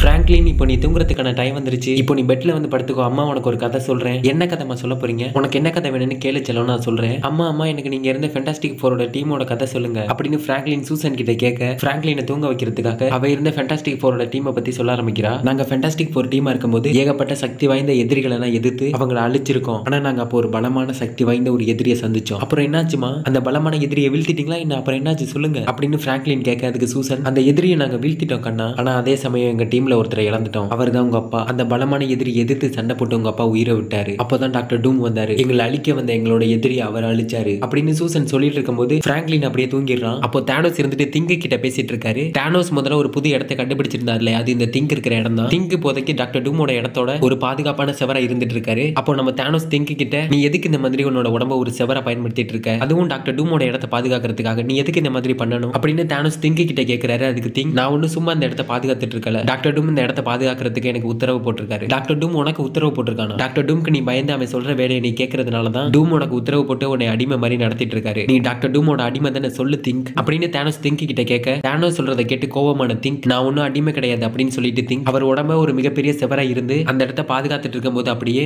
அந்த இடத்துல இருந்து ஒரு மிகப்பெரிய உருவமா திங்க் அந்த இடத்துல இருந்து எழும்புறாரு. அப்போ ஊருக்குள்ள இந்த மாதிரி ப்ராஃபிட்னு ஒருத்தன் எலும்பு கூடு மாதிரி இருக்கிற ஒரு மாஸ்க போட்டுக்கிட்டு மக்கள் கிட்ட ஒரு புரட்சி எழுப்ப ஆரம்பிக்கிறான். நமக்கெல்லாம் கடவுள்னு சொல்லிட்டு இந்த நாட்டை ஒருத்தன் ஆண்டுட்டு இருக்கான். இந்த நாட்டை ஆண்டது மட்டும் இல்லாம நம்மளோட சுதந்திரத்தை அவன் பறிச்சுக்கிட்டான். அவனுக்கு கீழே அவனுக்கு பயந்து நம்மளாம் அவனுக்கு ஒரு அடிமை மாதிரி நம்ம வாழ்ந்துட்டு இருக்கோம். ஆனா இன்னைக்கு நம்ம எல்லாம் ஒன்னா சேர்ந்து அவனை எதிர்த்து போராடி நம்மளோட சுதந்திரத்தை நம்ம திருப்பி கொண்டு வர போறோம். யாரெல்லாம் நம்மளோட சுதந்திரத்துக்காக என் கூட போராட வர போறீங்க அப்படின்னு ப்ராஃபிட் கேட்க டாக்டர் டூமை பிடிக்காத மக்கள் அவன் கூட சேர்ந்து புரட்சி பண்ண ஆரம்பிக்கிறாங்க. இந்த போராட்டத்துல நம்ம டாக்டர் டூமை எதிர்த்து கண்டிப்பா ஜெயிச்சே தீருவோம் அப்படின்னு சொல்லிட்டு ப்ராஃபிட் அவனோட மாஸ்க கலட்டுறான். நான் தான் மேக்சிமஸ், நானும் இந்த ஊரை சேர்ந்த உங்கள ஒருத்தன் தான், என் கூட சேர்ந்து டாக்டர் டூமை எதிர்த்து புரட்சி பண்ணுங்க அப்படின்னு ஊருக்குள்ள மக்கள் டாக்டர் டூமை எதிர்த்து புரட்சி பண்ண ஆரம்பிக்க இன்னொரு பக்கம் நம்ம ரீட் டீச்சர்ஸ் இருந்துட்டு பிளாக் பேந்தர் கான்டாக்ட் பண்ணி பிளாக் பேந்தர் நீ தயாரா இருக்கியா அப்படின்னு கேட்க அதுக்கு பிளாக் பேந்தர் வெல் நான் எப்போதுமே தயாரா தான் இருக்கேன், நல்லா ஞாபகம் வச்சுக்கோ பிளாக் பேந்தர், நம்ம பிளான்ல கொஞ்சம் மிஸ் ஆனாலும் எல்லாமே வேஸ்டா போயிடும், இதை இன்னும் உனக்கு புரியுற மாதிரி சொல்லணும்னா நம்ம போட்ட பிளான்ல கொஞ்சம் தப்பா போனாலும் நம்ம சாகிறத யாராலையும் தடுக்க முடியாது அப்படின்னு ரீட் டீச்சர்ஸ் பிளாக் பேந்தர் கிட்ட சொல்ல அதுக்கு பிளாக் பேந்தர் சாகிறது அப்படின்றது வாழ்க்கை அதோட முடிய போறது இல்ல, எங்களை பொறுத்த வரைக்கும் சாகிறது அப்படின்றது வேற ஒரு இடத்துக்கு போகிறதுக்கான வழி அப்படின்னு சொல்லிட்டு பிளாக் பேந்தர் வக்காண்டால நாட்டுக்காக போராடி உயிரை விட்ட ஏகப்பட்ட வீரர்களை பத்தி அவர் கண்ணு முன்னாடி நினைச்சு பாக்குறாரு. நம்ம போட்ட பிளான் படியே எல்லாமே கட்சி விதமா நடக்கும், அதை நான் பாத்துக்கிறேன் அப்படின்னு பிளாக் பேந்தர் ரீட் ரீச்சர்ஸ் கிட்ட சொல்லிட்டு பிளாக் பேந்தரும் நெய்மோரும் வேற ஒரு இடத்துக்கு டெலிபோர்ட் ஆகி போறாங்க. அது என்ன இடம் அப்படின்னா பிரெயினோட அண்ணே டாக்டர் டூம் எதிர்த்து டாக்டர் டூம்க்கு துரோகம் பண்ணிருப்பாரு. அதுக்காக டாக்டர் டூம் அவருக்கு ஒரு தண்டனை கொடுத்திருப்பாரு. ராட்சச மிருகங்களும் கொடிய உயிரினங்களும் அடைச்சு வைக்கப்பட்ட ஒரு கல்லணைக்குள்ள கையில கத்தியோட அந்த கல்லணைக்குள்ள போய் அங்க இருக்க ராட்சச மிருகங்களை அடிச்சு கொண்டதுக்கு அப்புறம் உயிரோட திரும்பி வரணும். இல்ல அப்படின்னா கல்லணைக்குள்ள இருக்க ராட்சச மிருகங்கள் கூட சண்டை போட்டு அங்கேயே செத்து போகணும். இந்த மாதிரி ஒரு தண்டனை தான் பிரெயினோட அண்ணனுக்கு டாக்டர் டூம் கொடுத்திருப்பாரு. பிரெயினோட அண்ணன் கையில கத்தியோட அந்த கல்லணைக்குள்ள இறங்கி அங்க இருக்க ராட்சச மிருகங்கள் கூட சண்டை போட்டு கடைசியா செத்து போயிருவாரு. அந்த இடத்துக்கு தான் பிளாக் பேந்தரும் நெய்மோரும் டெலிபோர்ட் ஆகி வந்திருக்காங்க. அப்போ நம்ம பிளாக் பேந்தர் அவர்கிட்ட இருந்த கிரெனேட்ஸ் எடுத்து அந்த கல்லணை மேல வீசுறாரு. அந்த கிரெனேட்ஸ் எல்லாம் கல்லணையோட செவத்து மேல பட்டு வெடிச்சு அந்த கல்லணையோட ஒரு செவர் உடைஞ்சு கீழே விழுகுது. அப்போ அந்த கல்லணைக்குள்ள அடைபட்டு கிடந்த ராட்சச மிருகங்கள் எல்லாம் வெளியே வர ஆரம்பிக்குது. அதுக்குள்ள இருந்து ஜாம்பிஸ் மாதிரி இருக்கிற கொடூரமான மனிதர்களும் வர ஆரம்பிக்கிறாங்க. அந்த கல்லணைக்குள்ள இருந்து வந்த எல்லாரையும் தடுத்து நிறுத்தி நம்ம பிளாக் பேந்தர் அவங்க கிட்ட பேச ஆரம்பிக்கிறாரு. இப்போ நம்ம பிளாக் பேந்தரோட பிளான் என்னன்னா, இப்போ நம்ம போர்ல கலந்துக்க போறோம். அந்த போர்ல கூட மனிதர்களை கூட்டிட்டு போனா ஏகப்பட்ட உயிர் சேதம் ஏற்படும். அது மட்டும் இல்லாம நம்ம பக்கம் ஏகப்பட்ட இழப்பும் ஏற்படும். அதனால பிளாக் பேந்தர் இந்த மாதிரி ராட்சச உயிரினங்களும் கொடூரமான மனிதர்களை கூட்டிட்டு போனா போர்ல நம்ம பக்கம் பெருசா இழப்பை தடுக்க முடியும் அப்படின்னு நம்ம பிளாக் பேந்தர் பிளான் போட்டு அவங்க கிட்ட பேச ஆரம்பிக்கிறாரு. இங்க பாருங்க, இவ்வளவு நாளா அந்த கல்லணைக்குள்ள அடப்பட்டு ஒரு சிறை கைதி மாதிரி இவ்வளவு நாளா இருந்துட்டு இருந்தீங்க. ஆனா இப்போ நான் உங்களுக்கு ஒரு வாய்ப்பு கொடுக்குறேன், ஒரு வீரனாகிறதுக்கான வாய்ப்பு. எங்க கூட சேர்ந்து போர்ல சண்டை போடுவீங்களா அப்படின்னு பிளாக் பேந்தர் எல்லார்கிட்ட கேட்க அந்த கூட்டத்துக்குள்ள இருந்து ஒருத்தன் முந்திரி கொட்ட மாதிரி நாங்க எதுக்கு உங்களுக்காக சண்டை போடணும் அப்படின்னு கேட்கிறான். அப்போ நெய்மோர் இருந்துட்டு அவர் கையில வச்சிருந்த வாளை வச்சு அவரோட வாயில இறக்கிறாரு. அதை பார்த்ததும் எல்லாரும் நாங்களும் வரோம்னு கத்த ஆரம்பிக்கிறானுங்க. ஊருக்குள்ள இது மாதிரி டாக்டர் டூமை எதிர்த்து புரட்சி பண்ணிட்டு இருந்த மேக்சிமஸை போட்டு சினிஸ்டரோட ஆளுங்க எல்லாரும் போட்டு அவனை புரட்டி எடுக்க ஆரம்பிக்கிறாங்க. அப்போ சினிஸ்டர் கூட கேப்டன் மார்வலும் இருக்காங்க. ஆரம்பத்துல இருந்து சினிஸ்டர் டாக்டர் டூம்க்கு கீழே இருக்கிற ஒரு நல்லமை மாதிரி இருந்துட்டு வந்தாலும் சினிஸ்டருக்கு இப்போ வரைக்கும் டாக்டர் டூமை தோக்கடிச்சு அவரோட சிம்மாசனத்துல உட்காரணும் அப்படின்ற ஒரு எண்ணம் மறைமுகமா இப்போ வரைக்கும் இருந்துட்டு தான் இருக்கு. டாக்டர் டூமை தோக்கடிக்கிறதுக்காக கேப்டன் மார்வல் சினிஸ்டர் கூட கை கோர்த்து சினிஸ்டர் கூட இருக்காங்க. டாக்டர் டூமை எதிர்த்து புரட்சி பண்ணதுனால சினிஸ்டரோட ஆளுங்க எல்லாரையும் போட்டு புரட்டி எடுத்துட்டு இருக்க சமயத்துல அப்போ சினிஸ்டர் தன்னோட வேலையை காட்ட ஆரம்பிக்கிறாரு. அவர் கூட இருக்கிறவங்களே சினிஸ்டர் தாக்க ஆரம்பிக்கிறாரு. அதாவது அவர் கூட இருக்கிற டாக்டர் டூமோட ஆளுங்களை சினிஸ்டர் தாக்க ஆரம்பிக்கிறாரு. அப்போ சினிஸ்டருக்கு பின்னாடி திடீர்னு ஒரு மிகப்பெரிய பாம்பு வெடிக்குது. அப்போ அதுல இருந்து ஒரு கத்தி வந்து சினிஸ்டரோட தலையை துண்டா வெட்டிடுது. சினிஸ்டரோட தலையை கையில வச்சுட்டு அந்த இடத்துல அப்போகலிப்ஸ் என்ட்ரி கொடுக்குறாரு.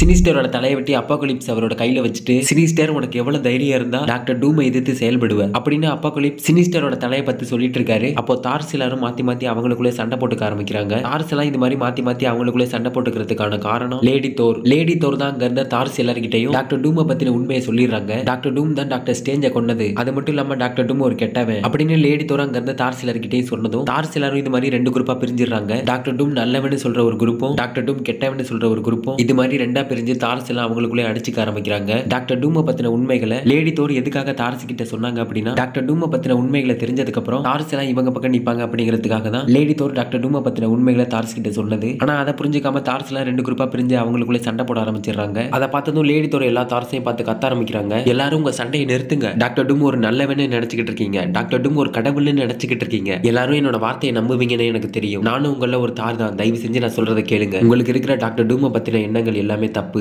டாக்டர் டூம் உங்களை எல்லாம் ஏமாத்தி அவன் ஒரு கடவுள் அப்படின்ற ஒரு எண்ணத்தை உங்க மனசுல விதைச்சிட்டான். அந்த எண்ணத்தை தூக்கி போட்டுட்டு இப்ப என் கூட போருக்கு வாங்க அப்படின்னு லேடி தோர் அங்க இருந்த தார்ஸ் எல்லார்கிட்டையும் சொல்லிட்டு அங்க இருந்து பறக்க ஆரம்பிக்கிறாங்க. லேடி தோர் பின்னாடியே அங்க இருந்த மத்த தார்ஸும் பறந்து வர ஆரம்பிக்கிறாங்க. எல்லா தார்ஸும் சண்டை நடக்கிற இடத்துக்கு வந்துடுறாங்க. தார்ஸ் எல்லாரும் டாக்டர் டூமோட ஆளுங்களை தாக்க ஆரம்பிக்கிறாங்க. தார்ஸ் எல்லாரும் டாக்டர் டூமோட ஆளுங்களை தாக்குறத பார்த்ததும் டாக்டர் டூமுக்கு ஒரு பயங்கரமான கோவம் வந்துடுது. தார்ஸ் எல்லாரும் நம்ம பக்கம் தானே இருந்தாங்க, இப்போ நமக்கு எதிராகவே திரும்பி நம்மளோட ஆளுங்களை தாக்க ஆரம்பிக்கிறாங்க அப்படின்னு டாக்டர் டூம் தார்ஸை நினைச்சு கோவப்பட்டு இருக்க சமயத்துல நம்ம லேடி தோரும் அப்போகலிப்ஸும் அந்த இடத்துல சண்டை போட ஆரம்பிக்கிறாங்க. லேடி தோரும் அப்போகலிப்ஸும் ஒருத்தர் மாத்தி மாத்தி சண்டை போட்டுட்டு இருக்கும்போது திடீர்னு ரெண்டு பேரும் வானத்தை பார்க்க ஆரம்பிக்கிறாங்க. அப்போ வானத்துல மிகப்பெரிய பிரம்மாண்டமான ஒரு ஷிப் ஒண்ணு அவங்க இருக்கிற இடத்தை நோக்கி வந்துட்டு இருக்கு. அந்த பிரம்மாண்டமான ஷிப்போட மேல் தளத்துல மாஸ்ட்ரோ இருந்துட்டு வேர்ல்டு பிரேக்கர்ஸ் தாக்குங்க அப்படின்னு கத்த ஆரம்பிக்கிறாரு. அப்போ அந்த ஷிப்ல இருந்து ஏகப்பட்ட ஹல்க்ஸ் எல்லாரும் ஹல்க் ஸ்மாஷ் அப்படின்னு கத்திட்டு அந்த ஹல்க்ஸ் எல்லாரும் அந்த ஷிப்ல இருந்து கீழே குதிச்சு கண்ணில் பட்ட எல்லாத்தையும் அடிச்சு நொறுக்க ஆரம்பிக்கிறாங்க. அந்த பிரம்மாண்டமான ஷிப்போட மேல் தளத்துல இருந்துட்டு மாஸ்ட்ரோ டாக்டர் டூமோட இடத்தை பார்த்து, நான் வந்துட்டேன் டாக்டர் டூம், உனக்கான அழிவு ஆரம்பிச்சிடுச்சு,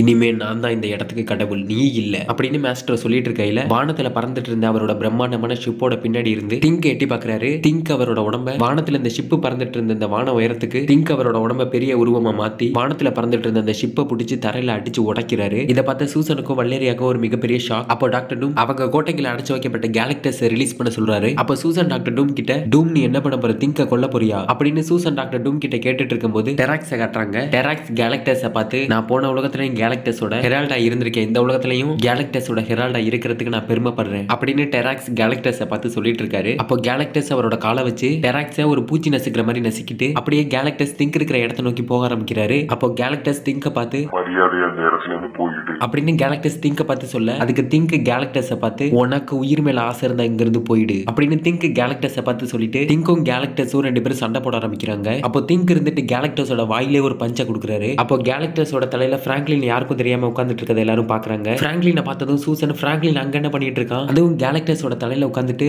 அவனுக்கு அங்க என்ன வேலை அப்படின்னு சூசன் கேலக்டஸோட தலையில உட்கார்ந்திருந்த பிராங்க்லினை பார்த்த ஷாக்கிங்ல கேட்க, அப்போ அங்க இருந்த டாக்டர் டூம் அவன் வந்துட்டான், நான் எதிர்பார்த்த மாதிரியே அவன் வந்துட்டான் அப்படின்னு டாக்டர் டூம் சொல்றாரு. அப்போ அவங்க சண்டை போட்டுட்டு இருந்த எல்லாரும் தன்னை தானே மெய் மறந்து பார்க்க அனிகிலேஷன் கோர்ட் ஆர்மியை கூட்டிக்கிட்டு அந்த இடத்துல டானோஸ் ஒரு பங்கமான என்ட்ரியை கொடுக்குறாரு. டானோஸ் அந்த இடத்துக்கு வந்திருக்கதை பார்த்ததும் சூசன் கூடவும் வல்லேரியா கூடவும் இருந்த டாக்டர் டூம் திடீர்னு அந்த இடத்துல இருந்து மறைஞ்சிடுறாரு. அப்போ திங்க்குக்கும் கேலக்டஸ்க்கும் ரெண்டு பேரோட சண்டை தீவிர ஆக ஆரம்பிக்குது. அப்போ கேலக்டஸ் திங்கோட கையை குத்தி உடைச்சிடுறாரு. கேலக்டஸ் திங்கோட கையை குத்தி உடைச்சதும் கேலக்டஸ் தலையில உட்கார்ந்திருந்த பிராங்க்லின் திங்க பார்த்து உன்னால ஒண்ணு பண்ண முடியாது, இப்ப நீ தோத்துட்ட, எங்க அப்பா டாக்டர் டூம் உன்னை சும்மா விட மாட்டாரு. ஹே ஒரு நிமிஷம் இப்ப நீ என்ன சொன்ன, டாக்டர் டூம் உன்னோட அப்பாவா, அப்படின்னா உன்னோட அம்மா சூசனா அப்படின்னு திங்க் பிராங்க்லின் கிட்ட கேட்க, அதுக்கு பிராங்க்லின் ஆமா டாக்டர் டூம் என்னோட அப்பா, சூசன் என்னோட அம்மா, ஏன் அதனால என்னாச்சு அப்படின்னு பிராங்க்லின் திங்க பார்த்து கேட்க, இந்த சண்டை ரொம்ப நேரம் வரும் நான் எதிர்பார்த்தேன், ஆனா இனிமே என்னால உன்னை ஒரு அடி கூட அடிக்க முடியாது அப்படின்னு திங்க் பிராங்க்லினை பார்த்து சொல்றாரு. திங்க் டாக்டர் டூமை கொல்லணும், டாக்டர் டூமை எதிர்த்து செயல்படணும் அப்படின்னு திங்க் என்னதான் நினைச்சிருந்தாலும் பிராங்க்லின் சூசனோட பையன் அப்படின்றதுனால திங்க் பிராங்க்லினை திருப்பி ஒரு அடி கூட அடிக்காம நீ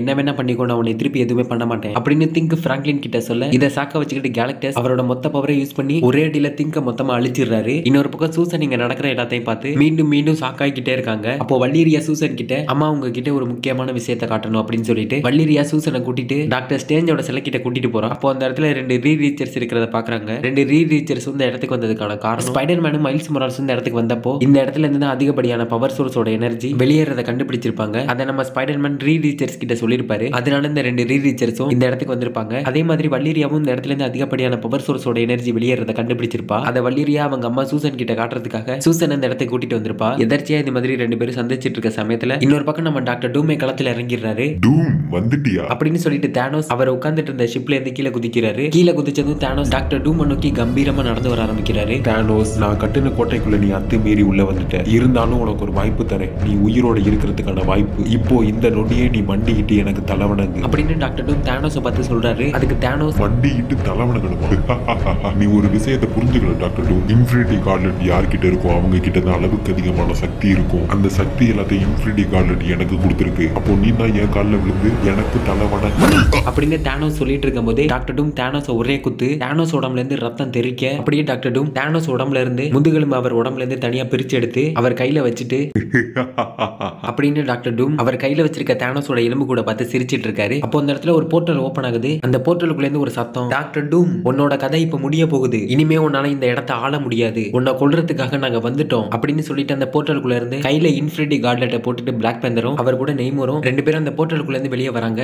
பிளாக் பேந்தர் கையில இன்ஃபினிட்டி கார்ட்லெட்டோட அவர் கூட நெய்மரும் ரெண்டு பேரும் அந்த போர்ட்டலுக்குள்ள இருந்து வரதை பார்த்ததும் டாக்டர் டூம் அவங்க கிட்ட, பிளாக் பேந்தர் என்ன தோக்கடிக்கிறதுக்காக தான் நீ இவ்வளவு பண்ணியா, இப்போ என்ன அழிச்சதுக்கு அப்புறம் நான் இருக்கிற கடவுள்ன்ற இடத்தை நீங்க எடுத்துக்க போறீங்களா? பிளாக் பேந்தர் உனக்கு ஒரு ஒக்காண்டாவும் ஆஸ்கார்டும் கட்டி தரேன், நீ ஏன் கூட சேர்ந்துரு அப்படின்னு டாக்டர் டூம் பிளாக் பேந்தர் பார்த்து கேட்கிறாரு. அதுக்கு பிளாக் பேந்தர், உன்னால புது ஆஸ்கார்டும் ஒக்காண்டாவும் கட்டி தர முடியும், ஆனா உன்னால என்னோட மக்கள் வாழ்ந்த ஒக்காண்டாவை உன்னால என்னைக்கும் கட்டி தர முடியாது அப்படின்னு பிளாக் பேந்தர் டாக்டர் டூம் கிட்ட சொல்லிட்டு அவர் கையில வச்சிருந்த இன்ஃபினிட்டி கார்ட்லெட்டை வச்சு டாக்டர் டூம் ஐஸா மாத்திடுறாரு. அப்போ நெய்மர் அவர் கையில வச்சிருந்த ஆயுதத்தை வச்சு ஐசா மாறின டாக்டர் டூம் நோக்கி வீசுறாரு. நெய்மோர் வீசின அவரோட ஆயுதம் ஐசா மாறின டாக்டர் டூம் மேல குத்தி டாக்டர் டூம் தூள் தூளா உடஞ்சு விழுந்துறாரு. அதை பார்த்ததும் நெய்மோர் பிளாக் பேந்தர் கிட்ட, டாக்டர் டூம் இவ்வளவு ஈஸியா கொன்றுவோம் அப்படின்னு நான் கொஞ்சம் கூட எதிர்பார்க்கல, நெய்மோர் ஒரு நிமிஷம் இரு, டாக்டர் டூம் ஒன்னு இவ்வளவு ஈஸியா தோக்குறவே கிடையாது அப்படின்னு பிளாக் பேந்தர் நெய்மோர் கிட்ட சொல்லிட்டு இருக்க சமயத்துல தூள் தூளா உடஞ்சு விழுந்த டாக்டர் டூம் அந்த துகள்கள்லாம் ஒன்னா சேர்ந்து டாக்டர் டூம் பழைய மாதிரி எழும்புறாரு. பிளாக் பேந்தர், உங்க ரெண்டு பேரையும் கொஞ்சம் குறைச்சி எடை போட்டுட்டேன்னு நினைக்கிறேன், ஆனா இனிமே அது மாதிரி நடக்காது அப்படின்னு சொல்லிட்டு டாக்டர் டூம் அவரோட மொத்த பவரையும் யூஸ் பண்ணி பிளாக் பேந்தரை தாக்குறாரு. டாக்டர் டூமோட முழு பவரையும் பிளாக் பேந்தர் அவர் கையில வச்சிருந்த இன்ஃபினிட்டி கார்ட்லெட்டை வச்சு தடுத்துறாரு. அப்படியே டாக்டர் டூம்க்கும் பிளாக் பேந்தருக்கும் ஒரு பயங்கரமான சண்டை நடந்துட்டு இருக்க சமயத்துல இன்னொரு பக்கம் ரெண்டு ரீ ரீச்சர்ஸையும் சூசனையும் காட்டுறாங்க. ரீ ரீச்சர்ஸை பார்த்ததும் சூசன், ரீ ரீச்சர்ஸ் நீங்க தானே டாக்டர் ஸ்டேஞ்ச் கூட இருந்தீங்க, அப்போ டாக்டர் ஸ்டேஞ்சை கொலை பண்ணது நீங்க தானே அப்படின்னு சூசன் ரீ ரீச்சர்ஸை பார்த்து கேட்க, அதுக்கு ரீ ரீச்சர் சூசன் கிட்ட, இல்ல டாக்டர் ஸ்டேஞ்சை நான் கொலை பண்ணல, டாக்டர் ஸ்டேஞ்சை கொலை பண்ணது உங்க கடவுள். என்னதே எங்க கடவுள் டாக்டர் ஸ்டேஞ்சை கொலை பண்ணாரா, நீங்க யாரை சொல்றீங்க, உங்க கடவுள் டாக்டர் டூம் தான் டாக்டர் ஸ்டேஞ்சை கொலை பண்ணாரு அப்படின்னு ரீ ரீச்சர்ஸ் அங்க நடந்த எல்லாத்தையும் சூசன் கிட்ட சொல்ல ஆரம்பிக்கிறாரு. ரீ ரீச்சர்ஸ் சொல்ற எல்லாத்தையும் நம்புறதா இல்லையா அப்படின்னு சூசனுக்கு ஒரு மிகப்பெரிய குழப்பம் ஆயிடுது. அப்போ டாக்டர் டூம்க்கும் பிளாக் பேந்தருக்கும் சீரியஸான லெவலை தாண்டி ரெண்டு பேரும் ரொம்ப பயங்கரமா சண்டை போட்டுட்டு இருக்காங்க. இவங்க ரெண்டு பேரோட சண்டையும் அங்க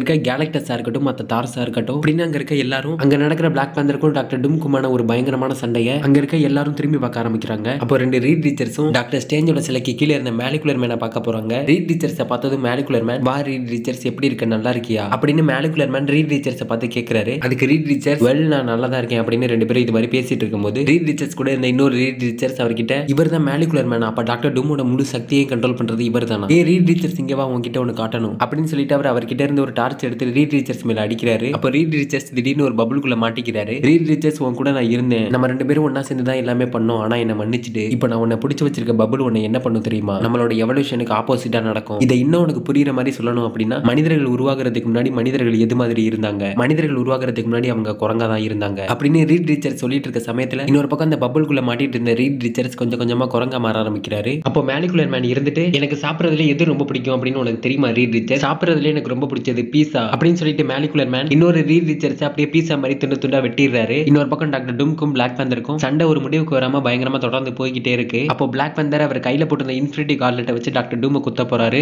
டாக்டர் டூம் அவரோட ஒத்த கையால பிளாக் பேந்தரோட பஞ்சை தடுத்தது மட்டும் இல்லாம பதிலுக்கு டாக்டர் டூம் பிளாக் பேந்தரோட மூஞ்சில ஒரு பலமான பஞ்சை கொடுக்குறாரு. டாக்டர் டூமோட பஞ்சால பிளாக் பேந்தர் அவர் மூஞ்சில போட்டிருந்த அவரோட மாஸ்க பாதி கிழிஞ்சு அவர் முகத்துல இருந்து ரத்தம் வர ஆரம்பிக்குது. பிளாக் பேந்தர், நீ இப்ப தோத்துட்ட. உன்கிட்ட என்னதான் சக்தி இருந்து நீ திறமையா சண்டை போட்டாலும் உன்னால என்னைக்கும் ஒரு கடவுளை எதிர்த்து ஜெயிக்க முடியாது. அந்த கடவுளே இங்க நான் தான் அப்படின்னு டாக்டர் டூம் பிளாக் பேந்தரை பத்தி சொல்றாரு. அதுக்கு பிளாக் பேந்தர், கடவுளா அப்படின்னு பிளாக் பேந்தர் டாக்டர் டூமை பார்த்து சிரிக்க ஆரம்பிக்கிறாரு. ஏய் நீ இப்பதுக்கு சிரிக்கிற, பிளாக் பேந்தர் நீ இப்பதுக்கு சிரிக்கிற அப்படின்னு டாக்டர் டூம் பிளாக் பேந்தர் சிரிக்கிறத பார்த்து ஷாக்கிங்ல பிளாக் பேந்தர் கிட்ட கேட்க, அப்போதான் டாக்டர் டூம்க்கு புரிய ஆரம்பிக்குது, இங்க நடந்தது எல்லாமே ஒரு டிஸ்ட்ராக்ஷன், என்னோட கவனத்தை திசை திருப்ப தான் இப்போ இங்க எல்லாமே நடந்துச்சு அப்படின்னு நினைச்சிட்டு டாக்டர் டூம் திடீர்னு அந்த இடத்துல இருந்து மறைஞ்சிடுறாரு. அப்போ டாக்டர் டூம் மாலிகுலர் மேனை பாக்குறதுக்காக டாக்டர் ஸ்ட்ரேஞ்சோட சிலை கிட்ட வராரு. அந்த இடத்துல சூசனும் வல்லீரியாவும் இருக்காங்க. சூசன் டாக்டர் டூமை பார்த்ததும், டாக்டர் டூம் நீ தான் டாக்டர் ஸ்ட்ரேஞ்ச கொன்னியா அப்படின்னு கேட்காதுக்கு டாக்டர் டூம் தயங்கி பேச ஆரம்பிக்கிறாரு. சூசன் என்னை நம்பு, நான் சொல்றத கொஞ்சம் கேளு அப்படின்னு டாக்டர் டூம் தயங்கி பேசுறத பார்த்ததும் சூசனுக்கு கோவம் வந்துடுது. உன்னை நம்பணுமா டாக்டர் டூம், உன்னை நம்பினதுனால தான் டாக்டர் ஸ்ட்ரேஞ்ச நீ கொலை பண்ணியா அப்படின்னு சூசன் கோவத்தோட உச்சத்துக்கே போய் டாக்டர் டூம் கிட்ட கேட்க, என்ன மன்னிச்சிட்டு Susan, I am very sorry அப்படின்னு டாக்டர் டூம் சூசனை பார்த்து சொல்லிட்டு அங்க இருந்து மாலிகுலர் மேன் இருக்கிற இடத்தை நோக்கி போக ஆரம்பிக்கிறாரு. மாலிகுலர் மேன் இருக்கிற இடத்துல ரீட் ரீச்சர்ஸை பார்த்ததும் டாக்டர் டூம், ரீட் ரிச்சர்ஸ் இங்க எதுக்கு வந்திருக்க, என்னோட எல்லா வேலைகளையும் நீ மூக்க நுழைச்சுக்கிட்டே இருப்பியா அப்படின்ற மாதிரி டாக்டர் டூம் ரீட் ரீச்சர்ஸை பார்த்து கேட்கிறாரு. அதுக்கு ரீட் ரீச்சர்ஸ், நான் இங்க வந்தது மாலிகுலர் மேன் கிட்ட சமாதானம் பேசி இங்க இருக்க எல்லாரையும் காப்பாத்துறதுக்காக தான் வந்தேன் அப்படின்னு டாக்டர் டூமை பார்த்து சொல்றாரு. இங்க இருக்க எல்லாரையும் காப்பாத்த போறியா, நானும் மாலிகுல் மேனும் ஒன்னா சேர்ந்து ஒரு உலகத்தை உருவாக்கி கோடிக்கணக்கான பேரை காப்பாத்திருக்கோம், ஆனா உன்னால உன் குடும்பத்தை கூட காப்பாத்த முடியல, நீ எல்லாரையும் காப்பாத்த போறியா அப்படின்னு டாக்டர் டூம் ரீட் ரீச்சர்ஸை பார்த்து சொல்ல, டாக்டர் டூம் பேசுறத கேட்டதும் ரீட் ரீச்சர்ஸ்க்கு கோவம் வந்துடுது. அப்போ ரீட் ரீச்சர்ஸ் டாக்டர் டூமை தாக்குறதுக்காக முன்னாடி வராரு. அதுக்கு முன்னாடி டாக்டர் டூம் அவரோட பவரை யூஸ் பண்ணி ரீட் ரீச்சர்ஸை தாக்கிடுறாரு. ரீட் ரீச்சர்ஸ் எப்படியோ டாக்டர் டூமோட தாக்குதல இருந்து தப்பிச்சிடுறாரு. இதை பார்த்த மாலிகுல் மேன், டாக்டர் டூம் கிட்ட அளவுக்கு அதிகமான பவர்ஸ் இருக்கு, இதை வச்சு டாக்டர் டூம் ஈஸியா ரீட் ரீச்சர்ஸை தோக்கடிச்சிருவாரு, இப்படி நடக்க கூடாது, இப்படி நடந்தா சண்டை விறுவிறுப்பா போகாது அப்படின்னு மாலிகுல் மேன் தனக்கு தானே சொல்லிட்டு டாக்டர் டூம் கிட்ட இருக்கிற அவரோட சக்தி எல்லாத்தையும் மாலிகுல் மேன் அவர்கிட்ட இருந்து எடுத்துறாரு. டாக்டர் டூம் கிட்ட எந்த பவர்ஸும் இல்லாததுனால ரீட் ரீச்சர்ஸ் அவரோட உடம்ப வளைச்சு டாக்டர் டூம் முழுவதுமா பிடிச்சிடுறாரு. என்னோட குடும்பத்தை பத்தி பேசின டாக்டர் டூம், அதுக்காக அனுபவி அப்படின்னு சொல்லிட்டு ரீட் ரீச்சர்ஸ் அவர் உடம்ப வச்சு டாக்டர் டூம் இருக்கிறாரு.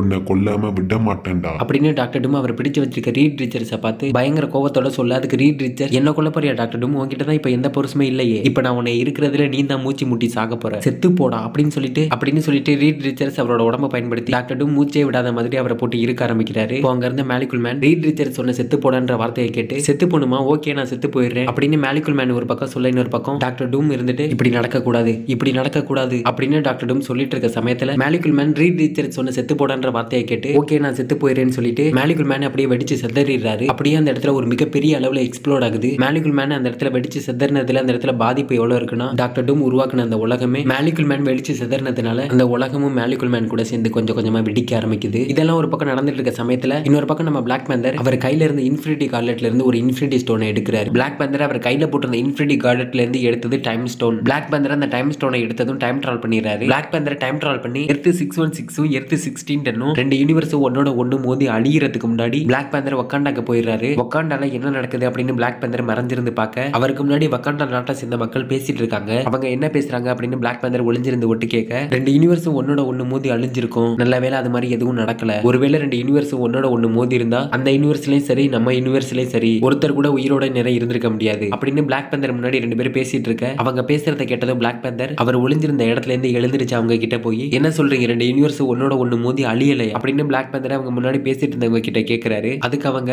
நீங்க சொல்ற மாதிரி 2 யூனிவர்ஸ் ஒன்னோட ஒண்ணு மோதி அழிய வேண்டியதுதான். ஆனா நம்ம வக்காண்டாவோட டெக்னாலஜி எவ்வளவு தூரம் வளர்ந்துருக்கு, அதனால நடக்க போறத முன்னாடியே கணிச்சு அந்த நிகழ்வை தடுத்துட்டாங்க அப்படின்னு அவங்க பிளாக் பேந்தர் கிட்ட சொல்ல, அதுக்கு பிளாக் பேந்தர் அப்போ இது வரைக்கும் நடந்தது எல்லாமே எனக்கு ஒரு கனவு மாதிரியா அப்படின்னு பிளாக் பேந்தர் ஒரு பக்கம் யோசிச்சுட்டு இருக்க சமயத்துல இன்னொரு பக்கம் நியூயார்க் சிட்டியை காட்டுறாங்க. நியூயார்க் சிட்டில ஒரு உயரமான பில்டிங்ல நின்னுட்டு மைல்ஸ் நியூயார்க் சிட்டியோட அழகை பார்த்து ரசிச்சிட்டு இருக்காரு. அப்ப அவருக்கு பின்னாடி இருந்து ஸ்பைடர்மேன், "ஏய் மைல்ஸ், நீங்க என்ன பண்ணிட்டு இருக்க?" அப்படின்னு ஸ்பைடர்மேன் மைல்ஸ் பார்த்து கேட்க, அதுக்கு மைல்ஸ், "இங்க இருந்து இந்த நகரத்தோட அழகை பார்த்து ரசிச்சிட்டு இருக்கேன்" அப்படின்னு மைல்ஸ் ஸ்பைடர்மேன் கிட்ட சொல்றாரு. ரசிச்சதெல்லாம் போதும் மைல்ஸ், நமக்கு வேலை வந்துடுச்சு. என்ன வேலை? தப்பு பண்றவங்களை பிடிக்கிற வேலை அப்படின்னு ஸ்பைடர்மேன் மைல்ஸ் கிட்ட சொன்னதும் 2 பேரும் அவங்க நின்னுட்டு இருந்த உயரமான பில்டிங்ல இருந்து ஜம்ப் பண்ணி 2 பேரும் இன்னொரு பில்டிங் வெப் விட்டு 2 பேரும் அப்படியே ஜாலியா பறக்க ஆரம்பிக்கிறாங்க. அப்படியே சூசனை வலிரியாவையும் காட்டுறாங்க. சூசன் வலிரியா கிட்ட, "வலிரியா, இங்க என்ன நடக்குது அப்படின்னு எனக்கு தெளிவா சொல்றியா?" அப்படின்னு சூசன் கேட்க, அதுக்கு வலிரியா, "அம்மா, இங்க என்ன நடக்குது அப்படின்னா மேலிகுல் மேன் அவரோட பவரை ஒரு பக்கம் யூஸ் பண்ணிட்டு இருக்காரு, இன்னொரு பக்கம் நம்ம பிராங்க்லின் இது மாதிரி பிளானட்ஸை டிசைன் பண்ணி கொடுத்துட்டு இருக்கான். பிராங்க்லினால பிளானட்ஸை மட்டும் டிசைன் பண்ணி கொடுக்கறது மட்டும் இல்லாம கிட்டத்தட்ட அவன் ஒரு ட்ரீமராகவே செயல்பட்டு இருக்கான். பிராங்க்லின் நினைக்கிறத அவன் கண்ணு முன்னாடி அவனால கொண்டு வர முடியும். அப்போ பிராங்க்லின் கிட்ட இந்த உலகத்தை உருவாக்குற அளவுக்கு பவர்ஸ் இருக்கா அப்படின்னு சூசன் வலிரியா கிட்ட கேட்க, அதுக்கு வலிரியா, பிராங்க்லின் இந்த உலகத்தை மட்டும் உருவாக்கல, ஒரு யூனிவர்ஸே உருவாக்கிட்டு இருக்கான். பிராங்க்லின் இது மாதிரி யூனிவர்ஸை உருவாக்கி மிஸ்டர் ஃபேண்டாஸ்டிக் கிட்ட கொடுத்துட்டு இருக்கான். மிஸ்டர் ஃபேண்டாஸ்டிக் அந்த யூனிவர்ஸ் எல்லாம் வாங்கி அந்த யூனிவர்ஸ் எல்லாம் எந்தெந்த ரியாலிட்டிக்கு போடுமோ அந்த ரியாலிட்டிக்கு அந்த யூனிவர்ஸ் எல்லாம் தூக்கி வீசிட்டு இருக்காரு. மிஸ்டர் ஃபேண்டாஸ்டிக் கிட்ட யூனிவர்ஸை தூக்கி வீசுற அளவுக்கு பவர்ஸ் இல்லனாலும் மேலிகுல் மேன் இப்ப மிஸ்டர் ஃபேண்டாஸ்டிக் கிட்ட யூனிவர்ஸை தூக்கி வீசுற அளவுக்கு பவர்ஸ் அவர்கிட்ட கொடுத்திருக்காரு. அதை வச்சுதான் மிஸ்டர் ஃபேண்டாஸ்டிக் அந்த யூனிவர்ஸை தூக்கி வீசிட்டு இருக்காரு. இதுதான் இங்க நடந்துட்டு இருக்கு, அதை நீங்க பாத்துட்டு இருக்கீங்க அப்படின்னு வலிரியா சூசன் கிட்ட சொல்ல, அப்போ பிராங்க்லின் மிஸ்டர் ஃபேண்டாஸ்டிக் கிட்ட, "நம்ம இவ்வளவு பண்ணிட்டு இருக்கமே, நம்மளாம் யாரு, நம்மளாம் சூப்பர் ஹீரோஸா?" அப்படின்னு பிராங்க்லின் மிஸ்டர் ஃபேண்டாஸ்டிக் கிட்ட கேட்க, "இது பண்ணா சூப்பர் ஹீரோஸ், அது பண்ணா சூப்பர் ஹீரோஸ் கிடையாது, அப்படின்லாம் ஒண்ணு கிடையாது. யாரு நல்லது பண்றாங்களோ அவங்க தான் உண்மையான சூப்பர் ஹீரோஸ். இப்போ நம்ம நல்லது தான் பண்ணிருக்கோம், அப்ப நம்ம தான் சூப்பர் ஹீரோஸ், நம்ம தான் சூப்பர் ஹீரோஸ்" அப்படின்னு பிராங்க்லின் கத்திக்கிட்டே துள்ளி குதிச்சு வலிரியாவை பார்த்து, "வலிரியாவா, சூப்பர் ஹீரோஸ் விளையாட்டு விளையாடுவோம்" அப்படின்னு பிராங்க்லின் துள்ளி குதிச்சுட்டு வலிரியாவை பார்த்து சொல்லிட்டு ஓடி வர ஆரம்பிக்கிறான். அப்ப சூசன் மிஸ்டர் ஃபேண்டாஸ்டிக் கிட்ட, "நீங்க இல்லனா எங்களால எதுவுமே முடிஞ்சிருக்காது, உங்களுக்கு எப்படி நன்றி சொல்றது கூட எனக்கு தெரியல" அப்படின்னு சூசன் மிஸ்டர் ஃபேண்டாஸ்டிக் கிட்ட சொல்ல, "எதுக்கு நன்றி எல்லாம்? நீங்க இல்லனா என்னால கூட ஒண்ணும் பண்ணிருக்க முடியாது, அப்போ நான் தான் உங்களுக்கு நன்றி சொல்லணும்" அப்படின்னு சூசனும் மிஸ்டர் ஃபேண்டாஸ்டிக்கும் பேசிட்டு இருக்கும்போது அப்படியே டாக்டர் டூமோட கோட்டையை காட்டுறாங்க. டாக்டர் டூம் அங்க நின்னுட்டு அவரோட மாஸ்க் கலட்டுறாரு. அந்த மாஸ்க்குள்ள அவரோட செதஞ்சு போன முகம் பழைய செதஞ்சு போன முகம் மாதிரி இல்லாம ஒரு புது முகமா இருக்கு. அதை நினைச்சு டாக்டர் டூம் சிரிக்க ஆரம்பிக்கிறாரு. இதோட இந்த சீக்ரெட் வார்ஸ் காமிக் சீரிஸ் முடிவடையுது. எல்லாருக்குமே இந்த காமிக் சீரிஸ் பிடிச்சிருக்கும் நம்புறேன். இந்த சீரிஸ் உங்களுக்கு பிடிச்சிருந்தா அப்படியே இந்த வீடியோக்கு ஒரு லைக் போட்டு இந்த காமிக் சீரிஸோட ரிவ்யூ என்னன்றத கமெண்ட்ல சொல்லிட்டு இது மாதிரி அடுத்த என்ன காமிக் சீரிஸை பத்தி எக்ஸ்பிளைன் பண்ணலாம் அப்படின்றதை கமெண்ட்ல சொல்லிட்டு அப்படியே நம்ம சேனலுக்கு சப்ஸ்கிரைப் தட்டி விட்டுருங்க. அடுத்த வீடியோல பார்க்கலாம்.